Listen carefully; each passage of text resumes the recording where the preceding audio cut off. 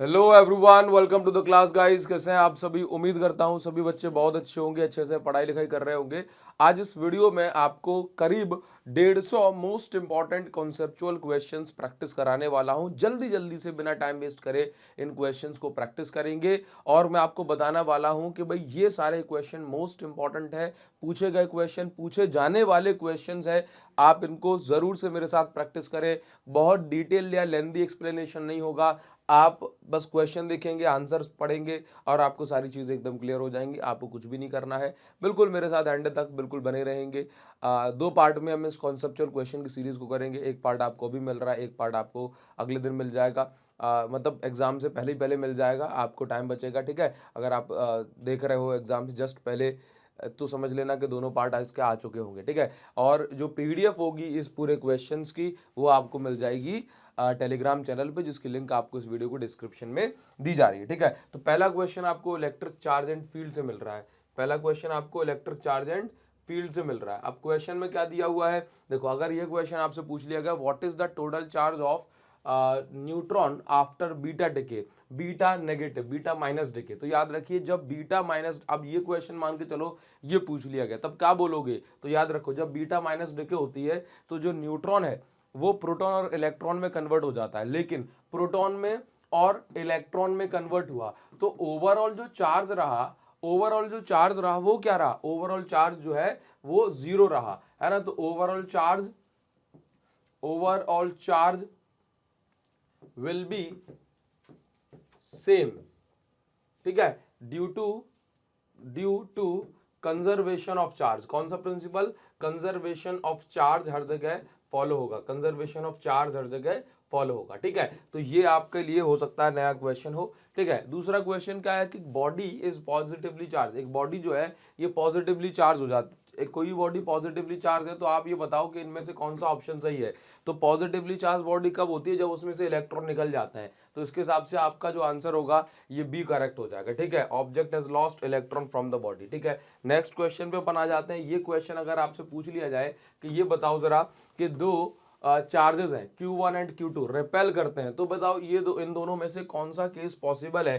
ठीक है, इन चारों में से कौन सा ऑप्शन आपका सही होगा। तो आप ये बताओ रिपल्जन कब होता है, बताइए जरा मुझे। रिपल्जन कब होता है? जब या तो जो है जैसे Q1 और Q2 का जो प्रोडक्ट है यानी मल्टीप्लाई अगर पॉजिटिव आता है तो चार्जेस रिपेल करेंगे, और अगर Q1 Q2 का जो प्रोडक्ट है अगर वो नेगेटिव आता है तो चार्जेस क्या करेंगे? अट्रैक्ट करेंगे। ठीक है, मैंने यहाँ पे चार्जेस की बात नहीं की, मैंने इन दोनों के प्रोडक्ट की बात की है। ठीक, तो देखो याद रखो, तो यहाँ पर क्या कहा जा रहा है कि Q1 Q2 का प्रोडक्ट अगर जीरो से छोटा है मतलब नेगेटिव बोला गया है। ठीक, तो ये वाले केस में क्या करेंगे? अट्रैक्ट। Q1 Q2 का प्रोडक्ट जीरो से बड़ा है मतलब पॉजिटिव, तो ये इसका करेक्ट आंसर हो जाएगा रिपल्जन वाला केस। Q1 Q2 का प्रोडक्ट जीरो नहीं हो सकता। ठीक है, और जीरो अगर है दूसरा चार्ज जीरो है तो ना तो वो अट्रैक्ट करेगा ना ही रिपेल। ठीक है, तो ये इसका करेक्ट आंसर हो जाएगा और इसी तरह से आपको टिक करना है। यहाँ पर क्या दिया है? कौन सा चार्ज पॉसिबल नहीं है किसी ऑब्जेक्ट पे, कौन सा चार्ज पॉसिबल नहीं है, which of the following charge is not possible.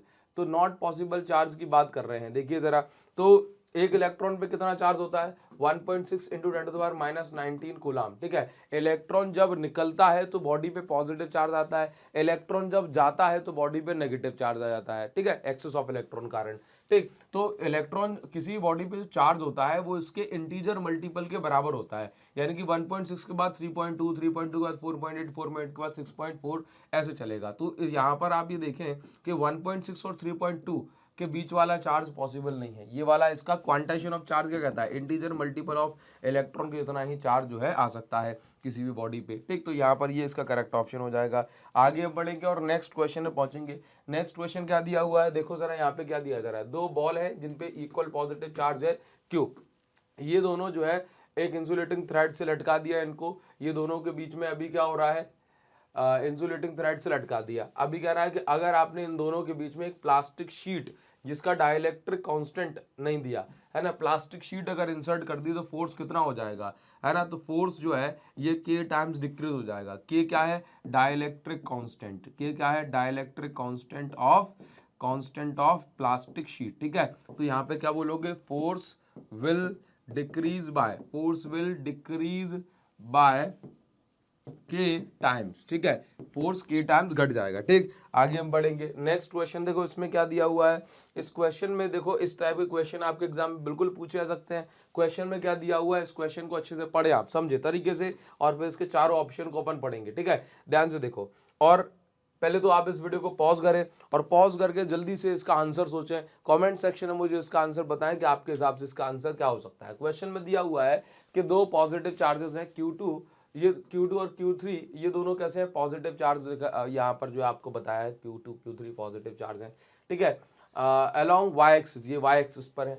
इसके बाद क्या बोला गया है कि ये exert net electric force in positive x direction on charge Q1 fixed on x axis, मतलब Q2 Q3 दोनों पॉजिटिव हैं। क्वेश्चन में कहा गया है ये Q1 जो कि x एक्सिस पर रखा है, इस पे एक नेट फोर्स लगाते हैं पॉजिटिव x एक्सिस की साइड, क्वेश्चन में कहा गया है। ठीक है, तो आपसे कहा जा रहा है कि अगर आप एक extra charge Q, capital Q जो कि पॉजिटिव है, अगर आप इसको रख देंगे तो Q पर जो फोर्स होगा, ये फोर्स बढ़ेगा कि घटेगा, है ना, इस Q कैपिटल Q के आ जाने से। तो आंसर है, आप समझो कि सोचो कि एक्चुअल में क्या हो रहा है, ये Q2 Q3 क्वेश्चन में कहा गया कि ये पॉजिटिव है, तो Q1 जो है, Q1 को अगर ये इस साइड खींच रहे हैं तो ऑब्वियस सी बात है Q1 कैसा होगा, नेगेटिव। अब ये नेगेटिव चार्ज अगर इस साइड खींच रहा है और आपने अगर यहाँ पे एक पॉजिटिव चार्ज रख दिया, तो ऑब्वियस सी बात है कि पॉजिटिव नेगेटिव के बीच में अट्रैक्शन होगा। तो आप यहाँ पर समझें कि जो फोर्स ऑफ अट्रैक्शन है ये बढ़ जाएगा। ठीक है, बढ़ जाएगा तो यहाँ पर आंसर क्या हो जाएगा, cell increase along the positive x axis. ठीक है, तो इस टाइप से आपको सोचना है। As it is same question भी आपके लिए पूछा जा सकता है।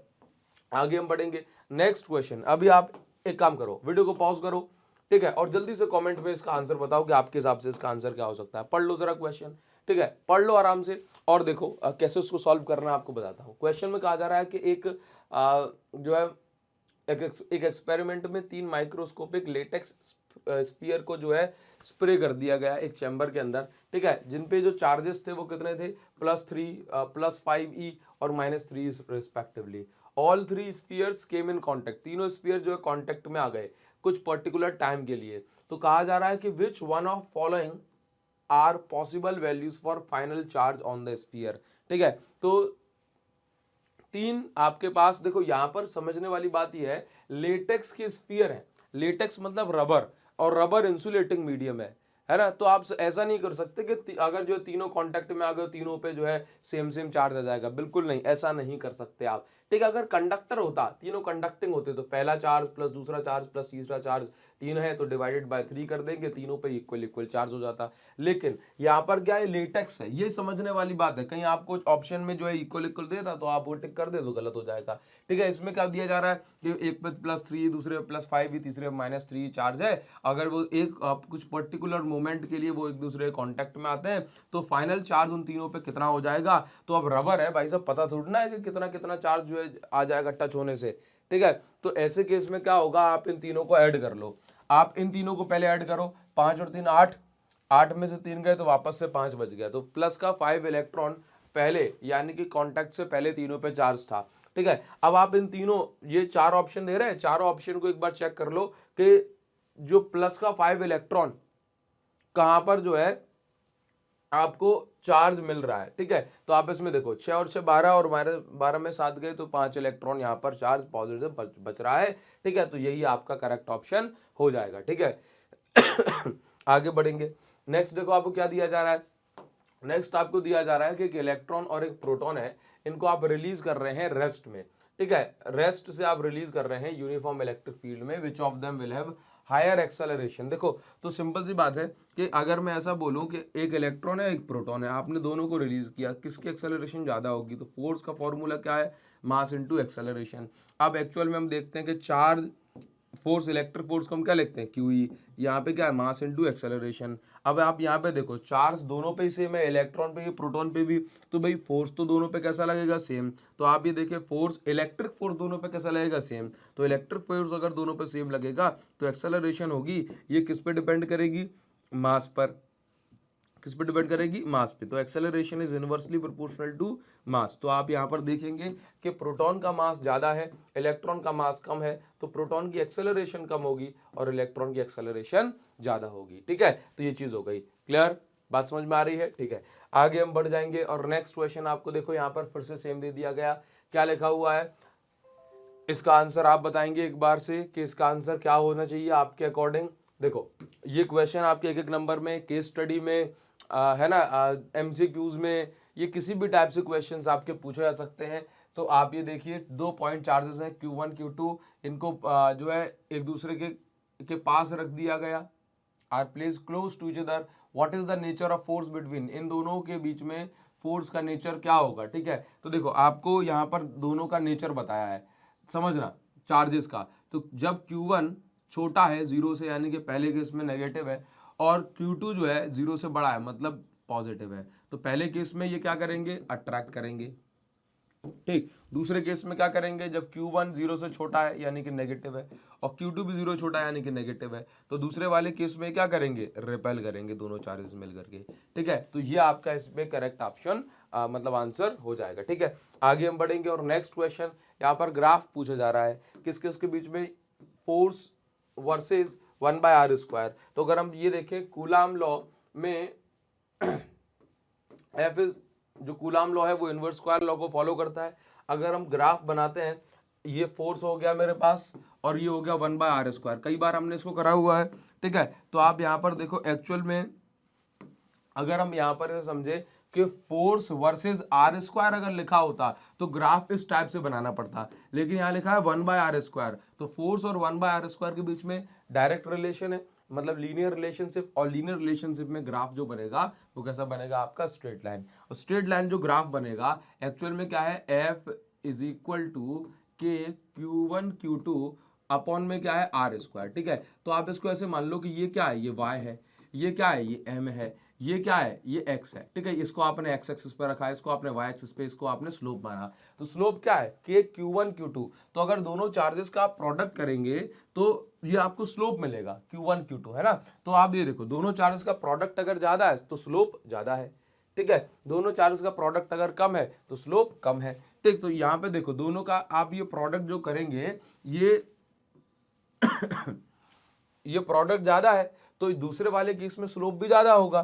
ठीक है, और ये वाले केस में स्लोप कम होगा, तो यहां लिख दूंगा 1 माइक्रोकूलम इंटू 2 माइक्रोकूलम, और यहाँ पर 2 माइक्रोकूलम और 3 माइक्रोकूलम वाले पेयर के बीच में ये चार्जेस हमने बताए हैं। ये नेगेटिव चार्ज के कारण से जो फोर्स है वो नीचे दिखाया गया। ठीक है, बस ये चीज आपको क्लियर यहाँ पर हो जानी चाहिए, ये पॉजिटिव यहाँ पर है और ये नेगेटिव। ठीक, चलिए, तो उम्मीद करता हूँ समझ में आ गया होगा। इस टाइप से आपको ग्राफ बनाना है, काफ़ी इंपॉर्टेंट है, और आप जानते भी हैं कि काफ़ी बार मतलब ये पूछा गया है और पूछे जाने के चांसेस हैं, एक दो बार ये आया हुआ है। ठीक है, why electric field lines are always radial from charges, electric field line हमेशा चार्जेस से रेडियल क्यों होती है, रेडियल जब इलेक्ट्रिक फील्ड लाइन होती है तो सरफेस पे जाकर के परपेंडिकुलर हिट करती हैं। तो एक्चुअल में क्या होता है कि अगर ये इलेक्ट्रिक फील्ड लाइन रेडियल नहीं होंगी तो क्या करेंगी, सरफेस पे अपना एक कंपोनेंट बनाएंगी, और उस कंपोनेंट के कारण सरफेस में जो चार्जेस होंगे वो चार्जेस मोशन में आ जाएंगे, तो यहाँ पर अपने आप करंट फ्लो होने लगेगा, है ना। और ये करंट फ्लो होने लगेगा तो ये करंट लगातार फ्लो होता रहेगा। अब करंट लगातार फ्लो होता रहेगा बिना किसी एक्सटर्नल एनर्जी के सोर्स के, तो कंजर्वेशन ऑफ एनर्जी के प्रिंसिपल को क्या करता है, वॉयलेट करता है। बस ये बात आपको यहाँ पे लिखनी है कि इलेक्ट्रिक फील्ड लाइंस रेडियल या फिर परपेंडिकुलर टू द सरफेस क्यों होती है, तो दोनों ही केसेस में आप यहाँ पर ये रीजन लिख सकते हैं। ठीक है, आप इसका स्क्रीनशॉट ले लें, काफी इंपॉर्टेंट है ये। अभी हम आगे बढ़ेंगे और नेक्स्ट क्वेश्चन देखो हमें क्या दिया जा रहा है, दो चार्जेस के बीच में फोर्स कितना है, 100 न्यूटन। ठीक, आपसे कहा जा रहा है कि अगर दोनों के बीच की डिस्टेंस को कितना कर दें, 4 टाइम्स हम इंक्रीज कर दें, और चार्जेस की वैल्यू को हम 2 टाइम्स, है ना, बोथ चार्जेस की वैल्यू को हम 2 टाइम्स बढ़ा दें, तो नया फोर्स कितना होगा। तो लेट्स से पुराना फोर्स कितना है, के Q1 Q2 अपॉन r²। ठीक है, अभी क्या बोल रहा है कि आपने क्या किया कि दोनों चार्जेस की वैल्यू को 2 गुना बढ़ा दिया, तो ऊपर तो आ गया 4। ठीक है, और Q1 Q2 अपॉन, और आपने डिस्टेंस को कितना कर दिया, 4 टाइम्स, 4 का स्क्वायर करोगे तो 16r हो जाएगा। ठीक है, 16, ठीक है 16r² हो जाएगा। तो इसका मतलब क्या है कि फोर्स आपका 4 गुना कम हो जाएगा, फोर्स नया जो फोर्स होगा दैट विल बी पुराने फोर्स का 4 गुना कम हो जाएगा। ठीक है, बस तरह से आप इसको सॉल्व करेंगे। अगला जो क्वेश्चन दिया है वो क्या है आपको, electric field is pointed towards positive x and proton is released in the field, in which direction proton will move. देखो क्या कहा जा रहा है कि ये इलेक्ट्रिक फील्ड है पॉजिटिव एक्स एक्सिस में, एक प्रोटॉन आपने यहाँ पे छोड़ दिया तो ये प्रोटॉन भी कहाँ जाएगा, अलोंग द फील्ड। प्रोटॉन कहाँ जाएगा, अलोंग द फील्ड, फील्ड की डायरेक्शन में। पॉजिटिव चार्ज हमेशा फील्ड की डायरेक्शन में जाता है। और अगर इलेक्ट्रॉन होता तो ये कहाँ जाता, opposite to the field. Electron कहाँ जाता, ऑपोजिट टू द, इलेक्ट्रॉन कहाँ जाता, ऑपोजिट टू द फील्ड। ठीक है, क्वेश्चन में आपको प्रोटॉन के बारे में पूछा था तो आप अलोंग द फील्ड यहाँ पे लिख देंगे। ठीक है, नेक्स्ट क्वेश्चन क्या दिया जा रहा है कि एक पॉजिटिव चार्ज प्लस क्यू है, एक और पॉजिटिव चार्ज 3q है प्लस का। अगर एक इलेक्ट्रॉन हम इन दोनों के बीच में रख देंगे तो वो इलेक्ट्रॉन कहाँ जाएगा, ऑब्वियस सी बात है बड़े वाले चार्ज के साथ जाएगा टूवर्ड्स प्लस 3q। ठीक है, आगे हम बढ़ेंगे। नेक्स्ट क्वेश्चन देखो हमें क्या दिया जा रहा है। इस क्वेश्चन में लिखा है कि टू चार्ज स्फीयर, दो चार्ज स्फीयर है ए एंड बी चार्जेस। ठीक है, plus q and minus two q capped at distance d if both sphere are placed in contact. देखो दो चार्ज स्फीयर है, एक पे चार्ज कितना है प्लस का क्यू और एक पे कितना है माइनस का 2q। दोनों को जो है अगर हम कांटेक्ट में लेकर के आते हैं और उसके बाद दोनों को अपनी अपनी जगह पे रख देते हैं तो कह रहा है कि भाई अब फाइनली इस पे किस टाइप का जो फोर्स है वो लगेगा। देखो पहले सिंपल सी बात, जब आप दो कंडक्टिंग स्फीयर को कांटेक्ट में लेकर के आओगे तो दोनों पे जो चार्ज होगा ये बराबर बराबर बढ़ जाएगा। ठीक है, कैसे करेंगे, पहले पे चार्ज कितना है q, दूसरे पे कितना है माइनस 2q। दो चार्ज स्फीयर है तो आपने 2 का डिवाइड कर दिया, कितना आ गया -q/2। दोनों पे कैसा चार्ज, दोनों पे आफ्टर वाली कंडीशन में दोनों पे कैसा चार्ज, नेगेटिव चार्ज आ जाएगा, -q/2।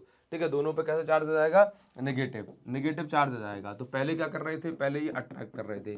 ठीक है, फिर कांटेक्ट करने के बाद अब ये क्या करेंगे, रिपेल करेंगे। ठीक, इसका मतलब क्या हुआ कि जब तक एक दूसरे को जाने नहीं थे तब तक अट्रैक्ट कर रहे थे, अब जान चुके हैं तो वही एक दूसरे को भगा रहे हैं, रिपेल कर रहे हैं। बस ये बात आप जो है यहाँ पर समझ गए। ऑल्दो चार्जेस की वैल्यू क्या क्या है उस पर डिपेंड करती है आफ्टर वाली कंडीशन। ठीक है, इस वाले केस में ये हो जाएगा। ठीक, नाउ नेक्स्ट क्या दिया है आपको, ये क्वेश्चन एकदम सिंपल है और ये क्वेश्चन तो सभी बच्चों को पता होना चाहिए इसका आंसर। बताओ जरा, सभी बच्चे इसका आंसर बताएंगे। ये मान लो कि यही आपके पेपर में आ गया, अब क्या टिक करना है इसको। ठीक है, देखो बहुत सिंपल है। इलेक्ट्रिक डायपोल जब नॉन यूनिफॉर्म इलेक्ट्रिक फील्ड में रखा होता है, यूनिफॉर्म इलेक्ट्रिक फील्ड में तो उस पर ओनली टॉर्क लगता है, नॉन यूनिफॉर्म इलेक्ट्रिक फील्ड में होगा तो उस पर फोर्स भी लगेगा और टॉर्क भी लगेगा।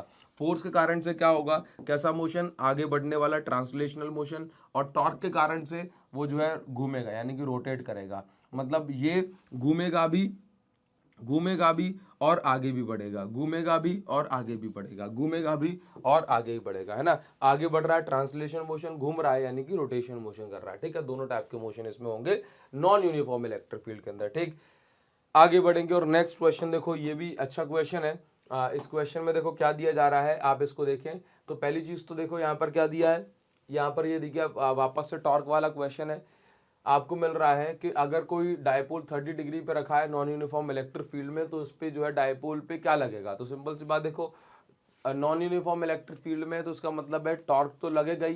ठीक, इसके अलावा वो ट्रांसलेशनल मोशन भी करेगा, आगे ही बढ़ेगा। तो मैं इसको क्या बोलूंगा कि torque as well as translational force. ठीक है, आगे बढ़ाने वाला फोर्स, तो ये डी इसका करेक्ट ऑप्शन हो जाएगा। ठीक है, इसके अलावा देखो नेक्स्ट दोबारा से यहाँ पर क्या दिया हुआ है, अगला क्वेश्चन कि एक इलेक्ट्रॉन है जिसका मास कितना है m है, चार्ज कितना है e है। अगर इलेक्ट्रॉन को एक्सेलरेट कराया इलेक्ट्रिक फील्ड E से, कैपिटल E वाली इलेक्ट्रिक फील्ड से, तो इस चार्ज की वेलोसिटी क्या होगी d डिस्टेंस ट्रैवल करने के बाद। समझ में नहीं आया होगा तो एक बार इसको पढ़ें दोबारा से और समझने की कोशिश करें। बिल्कुल फाइनल टाइम चल रहा है, अदरवाइज देखो मैं आपको समझाता हूँ उसको कि क्या दिया है। एक इलेक्ट्रिक फील्ड है, इस इलेक्ट्रिक फील्ड में एक इलेक्ट्रॉन है, इस इलेक्ट्रॉन का मास कितना है m है।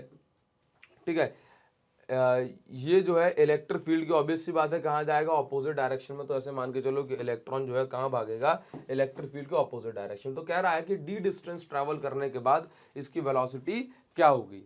ठीक है, पहले तो इसकी वेलोसिटी नहीं बताई थी।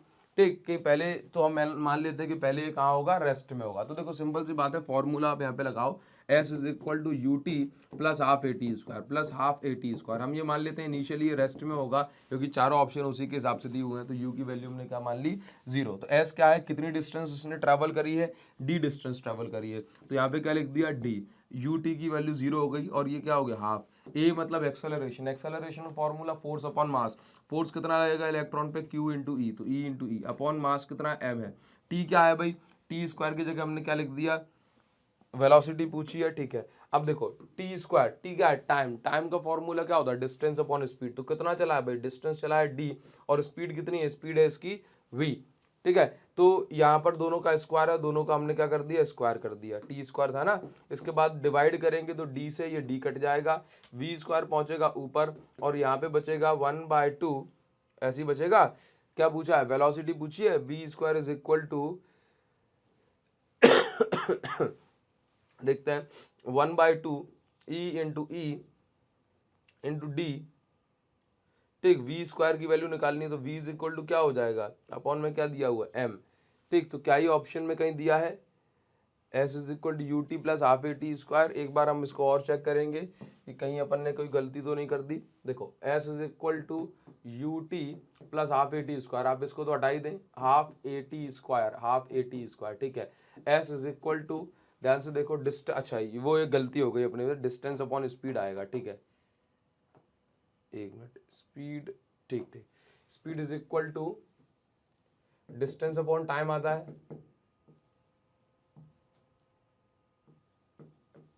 डिस्टेंस अपॉन टाइम आता है। तो time is equal distance upon speed, अपन ने सही लगाया एकदम, ठीक।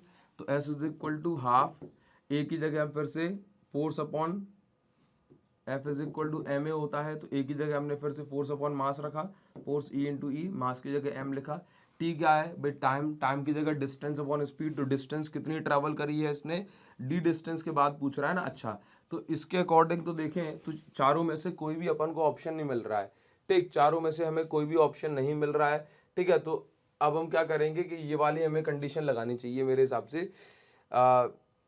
V square is equal to u square plus 2as, ये आप लगाएं, ठीक है। तो वी स्क्वायर की वैल्यू क्या होगी, वी स्क्वायर की वैल्यू ये तो हमें निकालनी है, यू की वैल्यू हमने 0 मान ली, 2, 2 की जगह 2, ए की जगह क्या, e into e upon m, distance की डिस्टेंस, तो इस प्रकार से आप ये निकाल सकते हैं, कितना आ जाएगा, √2 डी अपॉन एम। और अगर हम इसको देखें तो ये हमारा जो करेक्ट ऑप्शन हो जाएगा वो कौन सा हो जाएगा, ये हो जाएगा, ठीक है। तो ये आपका करेक्ट ऑप्शन जो है आंसर हो गया। अभी हम आगे बढ़ेंगे और नेक्स्ट क्वेश्चन की बात करेंगे। देखो इस क्वेश्चन में एकदम सिंपल है, इसका आंसर आप जरा मुझे बताएं कमेंट सेक्शन में, जल्दी से इसका आंसर बता दें कि एक्सियल पॉइंट पे इलेक्ट्रिक फील्ड अगर ई ए है तो इक्वेटोरियल पॉइंट पे इलेक्ट्रिक फील्ड कितनी है, ई है। तो बताओ इन दोनों का रिलेशन क्या है। तो याद रखिए एक्सियल पॉइंट पे जो इलेक्ट्रिक फील्ड होती है इक्वेटोरियल से 2 गुना ज्यादा होती है, तो करेक्ट ऑप्शन आपका ये हो जाएगा, ठीक है। आगे हम बढ़ेंगे, नेक्स्ट क्वेश्चन देखो क्या दिया जा रहा है। इस क्वेश्चन में दिया जा रहा है कि ये केस नंबर 1 है और ये केस नंबर 2 है। अब आपको इन चारों ऑप्शन को पढ़ना है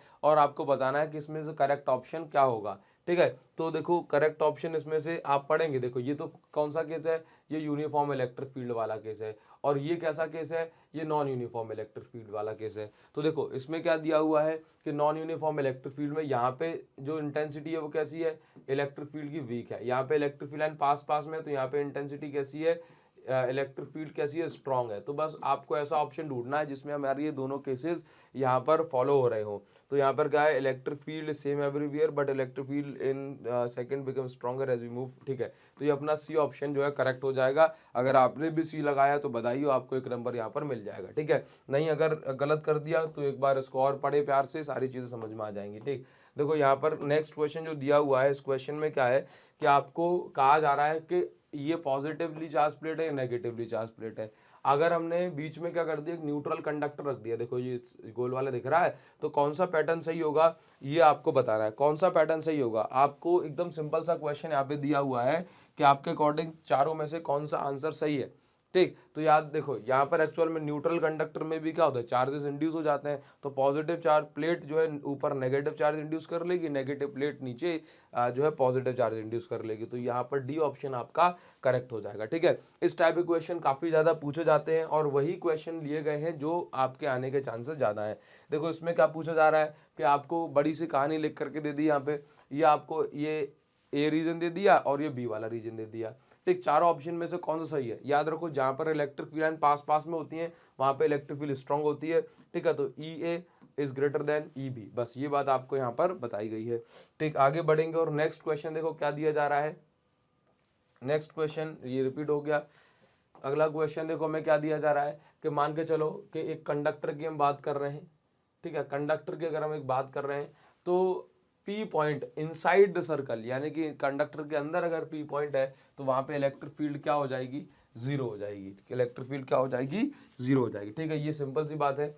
अब पूछ रहा है कि what is the effect of radius of soap bubble if negative charge is given to you to it. देखो, अगर एक सोप बबल है, अगर आप उसको नेगेटिव चार्ज दे देंगे तो क्या होगा, इलेक्ट्रॉन में आपस में क्या होगा, रिपल्सन, और रिपल्सन के कारण उसकी जो रेडियस होगी वो बढ़ जाएगी, रेडियस, ठीक है, विल इंक्रीज। रेडियस क्या हो जाएगी, ये रेडियस बढ़ जाएगी। ठीक है, अगला देखो क्या दिया जा रहा है कि corona discharge. Corona discharge although क्या होता है कि भाई किसी पर्टिकुलर पॉइंट पे अगर चार्ज डेंसिटी ज्यादा है तो वहां पर जो है चार्ज का डिस्चार्ज होने लगता है थ्रू एयर। ठीक है, तो इसको हम कोरोना डिस्चार्ज बोलते हैं। और इस पर बेस्ड जो डिवाइस होता है इसको हम बोलते हैं वैन डी ग्राफ जनरेटर, जो कि इस साल हमारे सिलेबस में नहीं था। ठीक है, van D graph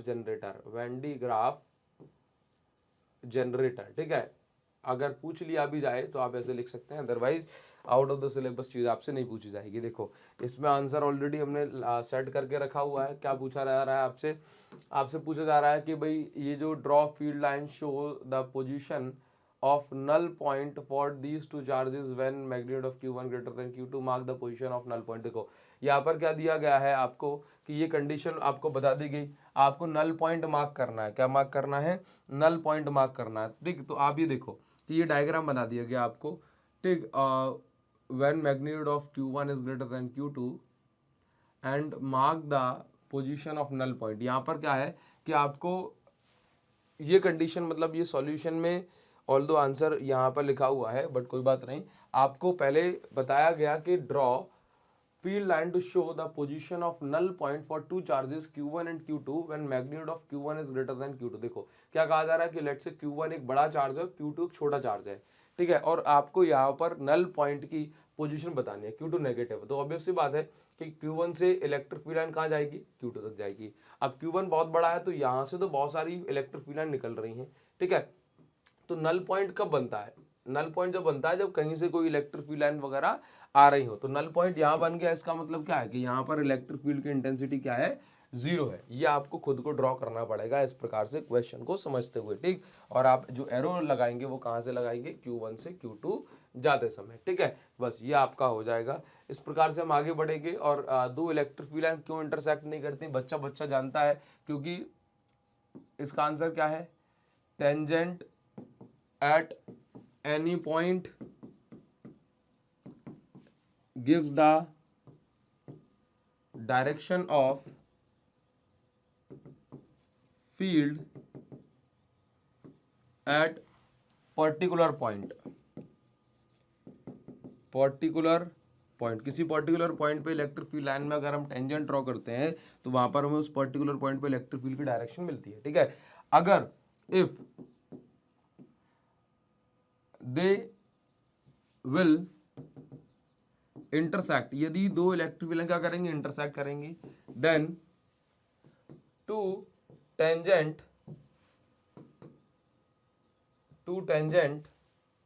will be drawn at that point. तो एक पर्टिकुलर पॉइंट पे अगर दो लाइन जो है इंटरसेक्ट करेंगी तो क्या होगा कि वहां पर दो टेंजेंट हमें ड्रॉ करने पड़ेंगे। और दो टेंजेंट ड्रॉ करने का मतलब एक पॉइंट पे इलेक्ट्रिक फील्ड लाइन की दो डायरेक्शन, इलेक्ट्रिक फील्ड की दो डायरेक्शन, जो कि पॉसिबल नहीं है। ठीक है, two tangent will be drawn at that point means two direction of electric field at that point या at point of intersection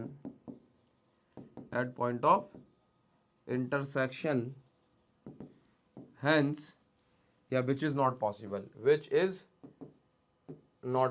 ना तो दो इक्विपोटेंशियल सरफेस इंटरसेक्ट कर सकती हैं और ना ही दो इलेक्ट्रिक फील्ड लाइन। ठीक है, बस ये सिंपल सी बात आपको यहाँ पे लिखना है। फिर क्लोज इंटीग्रेशन, अगर E vector dot ds vector की वैल्यू अगर जीरो है तो लोकेशन ऑफ चार्ज आपको बताना है। देखो सिंपल सी बात है, close integration E vector dot ds vector zero कब होता है, जब फ्लक्स जीरो है। तो फ्लक्स जीरो है, इसका मतलब ये हो गया कि इसके अंदर जो कोई भी जो नेट चार्ज है वो कितना होगा, जीरो होगा। ठीक, तो आपको बताना है कि चार्जेस कहाँ पर हैं, तो वैसे देखो आप नेट चार्ज इसका इसके अंदर जीरो है, तो इसका मतलब हम ये बोल सकते हैं चार्जेस की लोकेशन पूछ रहा है, तो चार्ज की लोकेशन क्या होगी, तो हम बोलेंगे outside the surface, outside the surface. ठीक है, एक चीज मैं आपको यहाँ पे बताना चाहता हूँ, ये एकदम कॉन्सेप्चुअल पॉइंट है आपका, close integration E vector dot D S vector की अगर हम बात कर रहे हैं, फॉर्मूला होता है क्यू बाय एप्सिलॉन नॉट।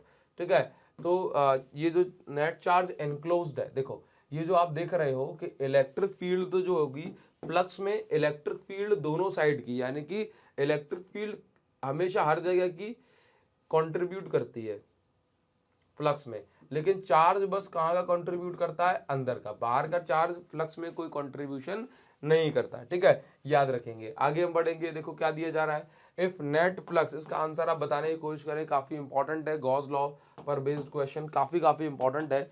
देखिए जरा, if net electric flux through closed surface is zero then we can infer that, तो हम क्या बता सकते हैं, अगर नेट इलेक्ट्रिक फ्लक्स जीरो है तो हम क्या बता सकते हैं कि उस सरफेस के अंदर कोई भी नेट चार्ज एनक्लोज नहीं है। ये बात बिल्कुल सही है, ये बात बिल्कुल सही है। ठीक है, uniform electric field exit with in surface नहीं, इलेक्ट्रिक पोटेंशियल वेरी नहीं, charge is present inside the surface. ठीक है, अगर फ्लक्स जीरो है तो इसका मतलब है कि उस सरफेस के अंदर कोई नेट चार्ज एनक्लोज नहीं है। ठीक है, चलिए आगे हम बढ़ेंगे। गॉस लॉ के लिए कौन सा स्टेटमेंट ट्रू है, कौन सा स्टेटमेंट सही है, ये चीज आप एक बार पढ़ें। देखो गॉस लॉ के लिए कौन सा स्टेटमेंट सही है, ऑल चार्जेस वेदर इनसाइड और outside Gaussian surface contribute to electric flux, गलत, ये वाला पॉइंट गलत है। अभी बताया कि सिर्फ और सिर्फ इनसाइड वाले चार्ज ही फ्लक्स के लिए कंट्रीब्यूट करते हैं। इलेक्ट्रिक फ्लक्स जो होता है ये ज्योमेट्री पे डिपेंड करता है। आंसर है इलेक्ट्रिक फ्लक्स ज्योमेट्री पे डिपेंड नहीं करता, है ना, ये चीज गलत लिखी हुई है कि चाहे ये स्फेरिकल हो चाहे ऐसे इस टाइप में हो, इलेक्ट्रिक फ्लक्स ज्योमेट्री पे डिपेंड नहीं करता। ठीक, तो ये वाला पॉइंट भी गलत लिखा हुआ है। Gauss theorem can be applied to non uniform electric field, ये बिल्कुल गलत लिखा हुआ है। Electric field over Gaussian surface remains continuous and uniform at every point, ये सही लिखा हुआ है। गॉस थ्योरम के रिगार्डिंग ये वाला पॉइंट आपका सही है। ठीक है, पूरी सरफेस से जो इलेक्ट्रिक फील्ड जो होगी ये यूनिफॉर्म होना चाहिए गॉस लॉ में, ये कंडीशन है।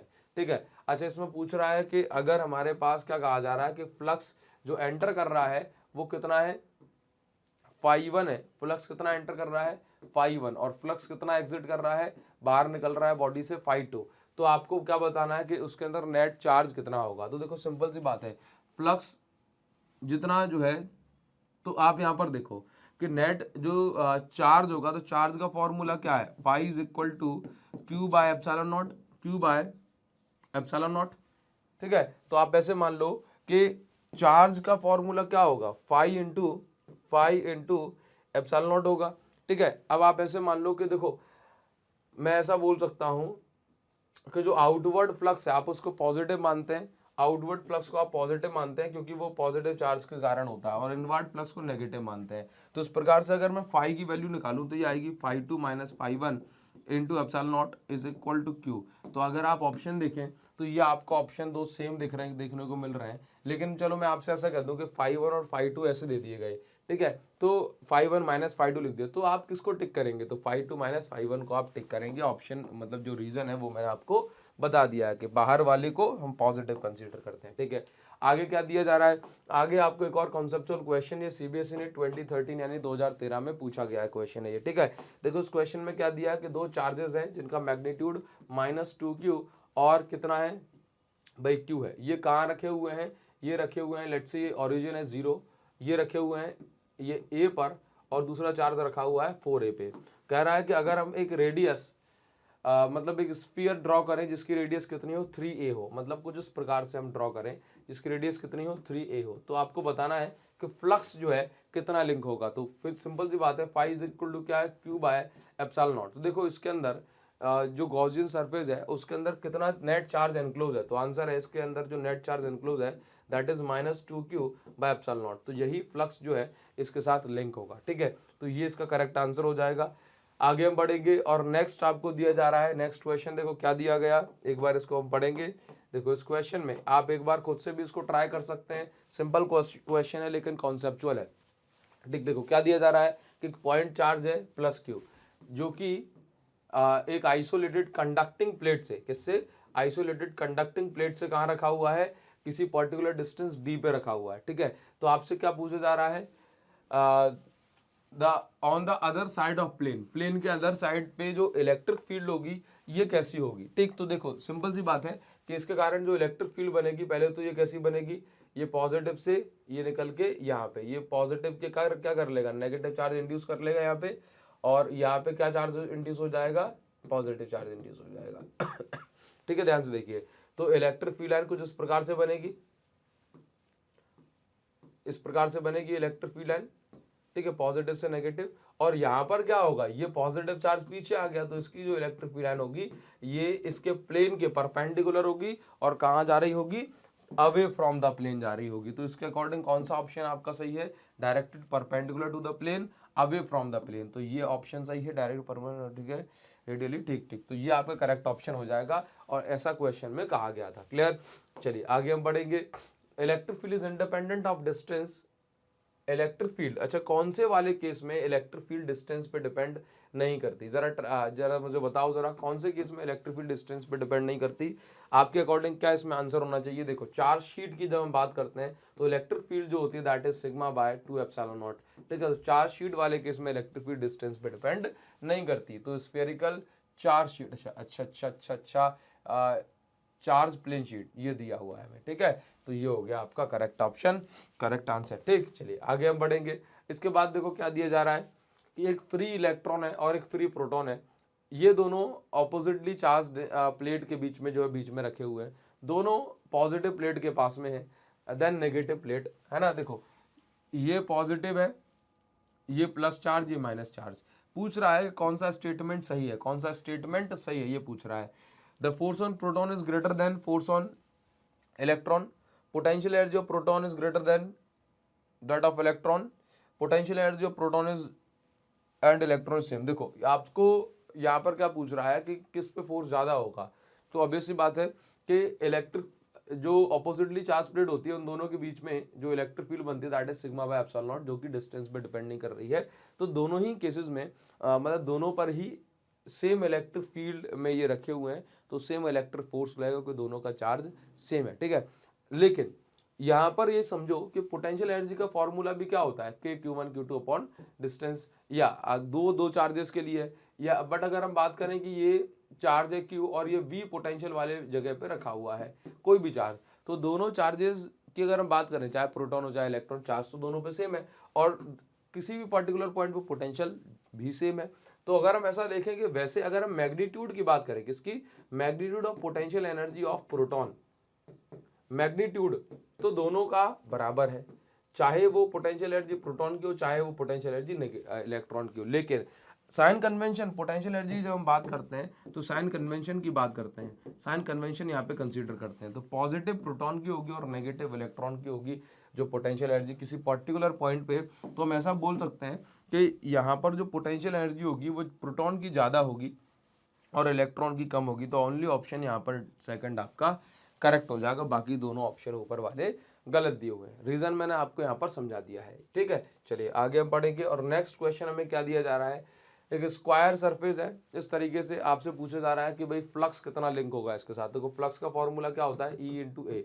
अब इलेक्ट्रिक फील्ड जो कुछ भी दिया है, लेकिन अगर हम बात करें E इंटू ए कॉस थीटा, अब थीटा किसके उसके बीच का एंगल है, इलेक्ट्रिक फील्ड जो कि यहाँ है, एरिया वेक्टर यहाँ है 90 डिग्री पे, तो यहाँ पर जो कॉस 90 हम यहाँ पुट करेंगे तो फ्लक्स जो निकल के आएगा वो आपका 0 निकल के आएगा। ठीक है, आगे हम बढ़ जाएंगे और नेक्स्ट क्वेश्चन देखो क्या दिया जा रहा है कि आपको यहाँ पर बताना है कि नेट फ्लक्स कितना होगा। बिना सॉल्व करके आप इसको बता सकते हैं, नेट फ्लक्स बताना है। देखो फ्लक्स कौन कंट्रीब्यूट करता है, अंदर वाला चार्ज, तो नेट चार्ज अंदर कितना है, फाई इज इक्वल टू, देखो प्लस का 1 माइनस का 3, तो कितना माइनस का 2 माइक्रोकूलम अपॉन में कितना आएगा एप्सिलॉन नॉट। अब देखो चारों ऑप्शन के हिसाब से आपको ये करेक्ट ऑप्शन जो है लगेगा, क्यों, क्योंकि जो नेट फ्लक्स आएगा वो आप जानते हैं अब कैसा आने वाला है, नेगेटिव आने वाला है, क्योंकि नेट चार्ज अंदर कैसा है, नेगेटिव है। तो आपको सॉल्व भी करके नहीं देखना है, डायरेक्ट आप इसका आंसर यहाँ पे लगा सकते हैं। ठीक है, आगे हम बढ़ेंगे, क्या दिया है कि चार्ज क्यू को आपने कवर किया है, अगर गॉसियन सरफेस की रेडियस को आप डबल कर देंगे तो क्या हो जाएगा, कुछ नहीं होगा,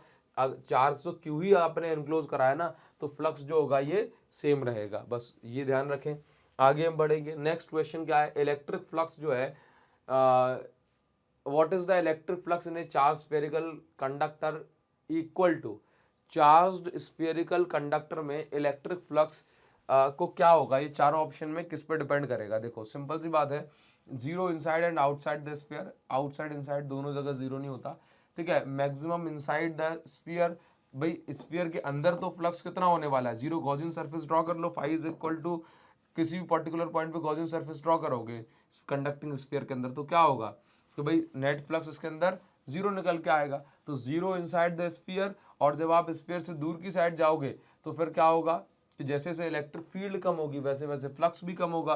तो zero inside the sphere decreases outside the sphere with increase in square of distance, ठीक है। बस ये चीज आपको हो गई, ठीक। तो यहाँ पर समझना है ये यही इलेक्ट्रिक फ्लक्स और यही इलेक्ट्रिक फील्ड वाले केस में आपका करेक्ट आंसर हो जाएगा, ठीक। चलिए आगे हम बढ़ेंगे, क्योंकि इलेक्ट्रिक फील्ड जैसे जैसे देखो एक्चुअल में फ्लक्स किस पे डिपेंड कर रहा है, ई इंटू ए पे, समझ रहा है, ई इंटू ए कॉस थीटा जो भी है साथ में।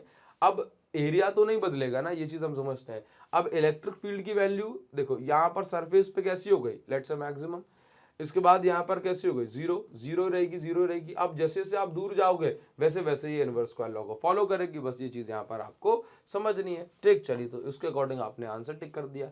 How does electric flux due to point charge enclose by spherical Gaussian surface alter when it's radius is increase, यही सेम क्वेश्चन है। तो इसमें क्या लिखोगे भाई, नो चेंज, कोई भी चेंज नहीं आता, क्लियर। चलिए रेडियस बढ़ा लो, कोई दिक्कत नहीं है।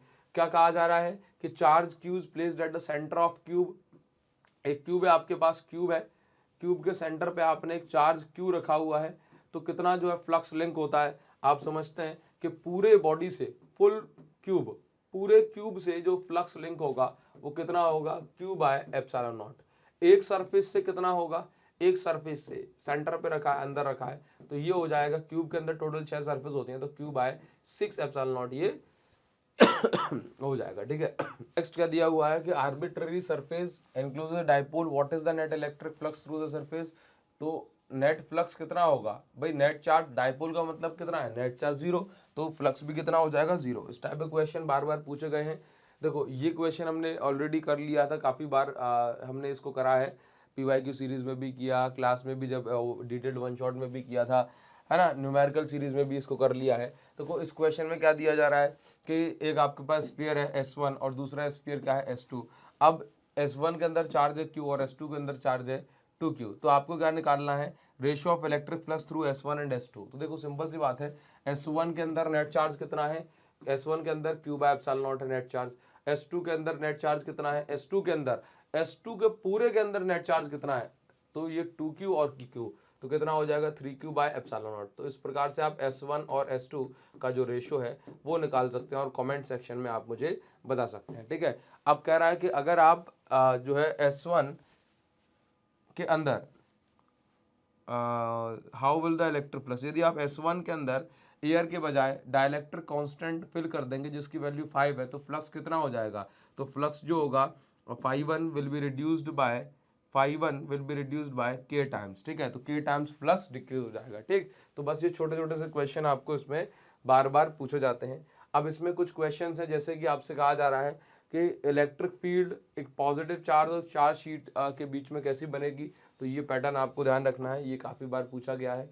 अब कुछ छोटे छोटे से पॉइंट्स है कि भाई इलेक्ट्रोस्टैटिक एक्सपेरिमेंट ह्यूमिड डेज में, यानी कि मॉइस्चर वाली कंडीशन में क्यों काम नहीं करते हैं, तो वो चीज़ आप समझ लीजिए कि मॉइस्चर वाली कंडीशन में जो चार्ज है वो लीक हो जाता है, ठीक। इसके अलावा आपसे कहा जा रहा है कि ऑर्डिनरी टायर तो रबर के होते हैं, लेकिन एरोप्लेन के टायर कंडक्टिंग क्यों बनाए जाते हैं, क्योंकि एक्चुअल में जो फ्रिक्शन होता है, फ्रिक्शन के कारण जो टायर यानी कि रबर पे चार्ज इकट्ठा हो जाता है। अब जैसे ही चार्ज जो टायर होंगे एरोप्लेन के वो ग्राउंड के कांटेक्ट में आएंगे तो ग्राउंड से फ्रिक्शन होगा, और उसके कारण से क्या होगा कि वहाँ पे एक्सप्लोजन यानी आग लगने के chances due to accumulation of charge वो बनते हैं, ठीक है। तो अब जो कंडक्टिंग अगर मटेरियल हम रबर में डाल देंगे तो कंडक्टिंग मटेरियल से क्या होगा कि जैसे ही जो टायर्स है एरोप्लेन के वो ग्राउंड के कांटेक्ट में आएंगे तो चार्ज जो होगा ये जमा नहीं होगा और सारा चार्ज ग्राउंड पे वापस से ट्रांसफर हो जाएगा, ठीक है, और वहाँ पर जो आग वगैरह है वो नहीं लगेगी, ठीक। तो ये हमारा आंसर है, ये आप लिख सकते हैं। जो व्हीकल जो है इन्फ्लेमेबल यानी कि ज्वलनशील मटेरियल जो कैरी करते हैं, ठीक, तो उनमें चेन को लटका देते हैं ताकि चार्ज जो है वहाँ पर इकट्ठा ना हो पाए, फ्रिक्शन ऑफ एयर के कारण से जो भी चार्ज इकट्ठा हुआ है वो ग्राउंड पे ट्रांसफर हो जाए थ्रू दिस चेन, ठीक है। ये हमने सब बच्चों ने पढ़ रखा है क्या कोई ऐसा जो है तरीका है कि भाई आप वायर को टच भी कर लें और आपको शॉक ना लगे? Do not try this at home, है ना। तो एक चीज आप समझ लो कि पोटेंशियल डिफरेंस नहीं होना चाहिए दो पॉइंट्स के बीच में, एक कंडीशन। और दूसरी कंडीशन ये है कि अगर आप किसी हाईली हाईली हाईली इंसुलेटिंग जो है मटेरियल के ऊपर खड़ा होकर के अगर आप उसको होल्ड कर लेते हैं एक वायर को, तो फिर आपको जो है शॉक वहां पर नहीं लगेगा, क्योंकि एक वायर में जो पोटेंशियल है वो आपका जो है सेम रहेगा अगर आप इंसुलेटिंग स्टैंड पे बैठ करके ऐसा करते हैं। तो पूछा जा रहा है कि अगर Q1 प्लस Q2 0 है तो उसका क्या मतलब है? तो उसका मतलब ये है कि Q1 और Q2 का जो नेचर है वो इक्वल एंड ऑपोजिट है, और Q जो चार्जेस है वो स्केलर एडिशन यानी कि जो एल्जेब्रिक एडिशन है उसको फॉलो करते हैं। नेक्स्ट पूछा जा रहा है कि भाई कौन से एक्सपेरिमेंट ने quantum nature of electric charge को एक्सप्लेन करा? तो इसका आंसर है मिलिकन्स ऑयल ड्रॉप एक्सपेरिमेंट। ठीक है, आगे हम बढ़ेंगे और नेक्स्ट क्वेश्चन कहा जा रहा है कि एक इलेक्ट्रॉन है यहाँ से चलता है, तो ये बताओ कि नैक यहाँ पर आते आते जो इसकी वेलोसिटी है वो घटेगी बढ़ेगी सेम रहेगी? तो आंसर है इसकी वेलोसिटी यहाँ तक आते आते इंक्रीज हो जाएगी। कारण उसका कि जैसे जैसे चार्ज पास में आएगा यहाँ पर चार्ज इंड्यूस हो जाएगा, पॉजिटिव चार्ज मतलब ऑपोजिट चार्ज इंड्यूस होगा, तो ऑब्वियस सी बात है इसको पकड़े खींचेगा और इसकी जो एक्सेलरेशन होगी वो मतलब जो वेलोसिटी होगी वो बढ़ जाएगी। ठीक है, electric field line close loop क्यों नहीं बनाती? क्योंकि देखो ये पॉजिटिव से स्टार्ट होती है, नेगेटिव जहां मिल जाएगा वहीं पे खत्म हो जाती है, तो क्लोज लूप बनाने का जो काम है वो रहता ही नहीं है यहाँ पे। ठीक है, अब देखो यहाँ पर क्या कहा जा रहा है कि Q1 Q2 ये वो right the nature of charges, है ना। तो नेचर ऑफ चार्ज आपको बताना है, तो ऑब्वियस सी बात है कि ये दोनों कैसे हैं, नेगेटिव है। क्यों? क्योंकि नेगेटिव पे ही सारी इलेक्ट्रिक फील्ड लाइन आकर के टर्मिनेट होती हैं। ठीक, हमें डायग्राम में नजर आ रहा है। आपको ऐसा दे दिया कि इस क्वेश्चन में कहा जा रहा है कि आपके पास एक स्फीयर है, ठीक, जिसकी इनर रेडियस कितनी है? इनर रेडियस है R1 और आउटर रेडियस कितनी है? आउटर रेडियस है R2। ठीक है, तो आपको यहाँ पर बताना है कि सरफेस चार्ज डेंसिटी दोनों में कितनी होगी, अंदर और बाहर। तो सरफेस चार्ज डेंसिटी अगर हम बात करें इनर रेडियस पे, तो फॉर्मूला क्या होता है? Charge upon area. तो एरिया अगर हम देखें यहाँ पे 4πr1² होगा, और जो नेगेटिव चार्ज होगा वो कहाँ आएगा? अंदर की साइड। क्यों? क्योंकि इसके सेंटर पे क्या रखा गया? पॉजिटिव चार्ज रखा गया है। ठीक है, तो नेगेटिव चार्ज आ गया अंदर की साइड। और सिग्मा 2 की अगर हम बात करें तो चार्ज अपॉन और पॉजिटिव चार्ज कहाँ पहुंच जाएगा? पॉजिटिव चार्ज कहाँ पहुंच जाएगा? ये पहुंच जाएगा आउटर सरफेस पे। ठीक है, तो चार्ज अपॉन 4πr2² ये हो जाएगी आपकी सरफेस चार्ज डेंसिटी। ठीक है, तो आप ये बताओ मुझे कि कौन सी सरफेस चार्ज डेंसिटी मैग्नीट्यूड में बड़ी है? तो आंसर है अंदर वाली, क्योंकि उसकी जो आप वैल्यू निकालो रेडियस जो है उसकी छोटी है, तो आंसर बड़ा आएगा। ठीक, आगे हम बढ़ेंगे। नेक्स्ट देखो क्या दिया जा रहा है इस क्वेश्चन में। देखो क्या दिया जा रहा है, काफी इंपॉर्टेंट है, अगर आप इसको जो है सॉल्व कर सकते हैं तो इसको देखिए जरा। इसमें दो तीन बातें आपसे पूछी जा रही हैं। क्या कहा जा रहा है कि सबसे पहले तो आपको बताना है कि give the sign of 3 charges, इन तीनों चार्जेस के आपको साइन बताने हैं।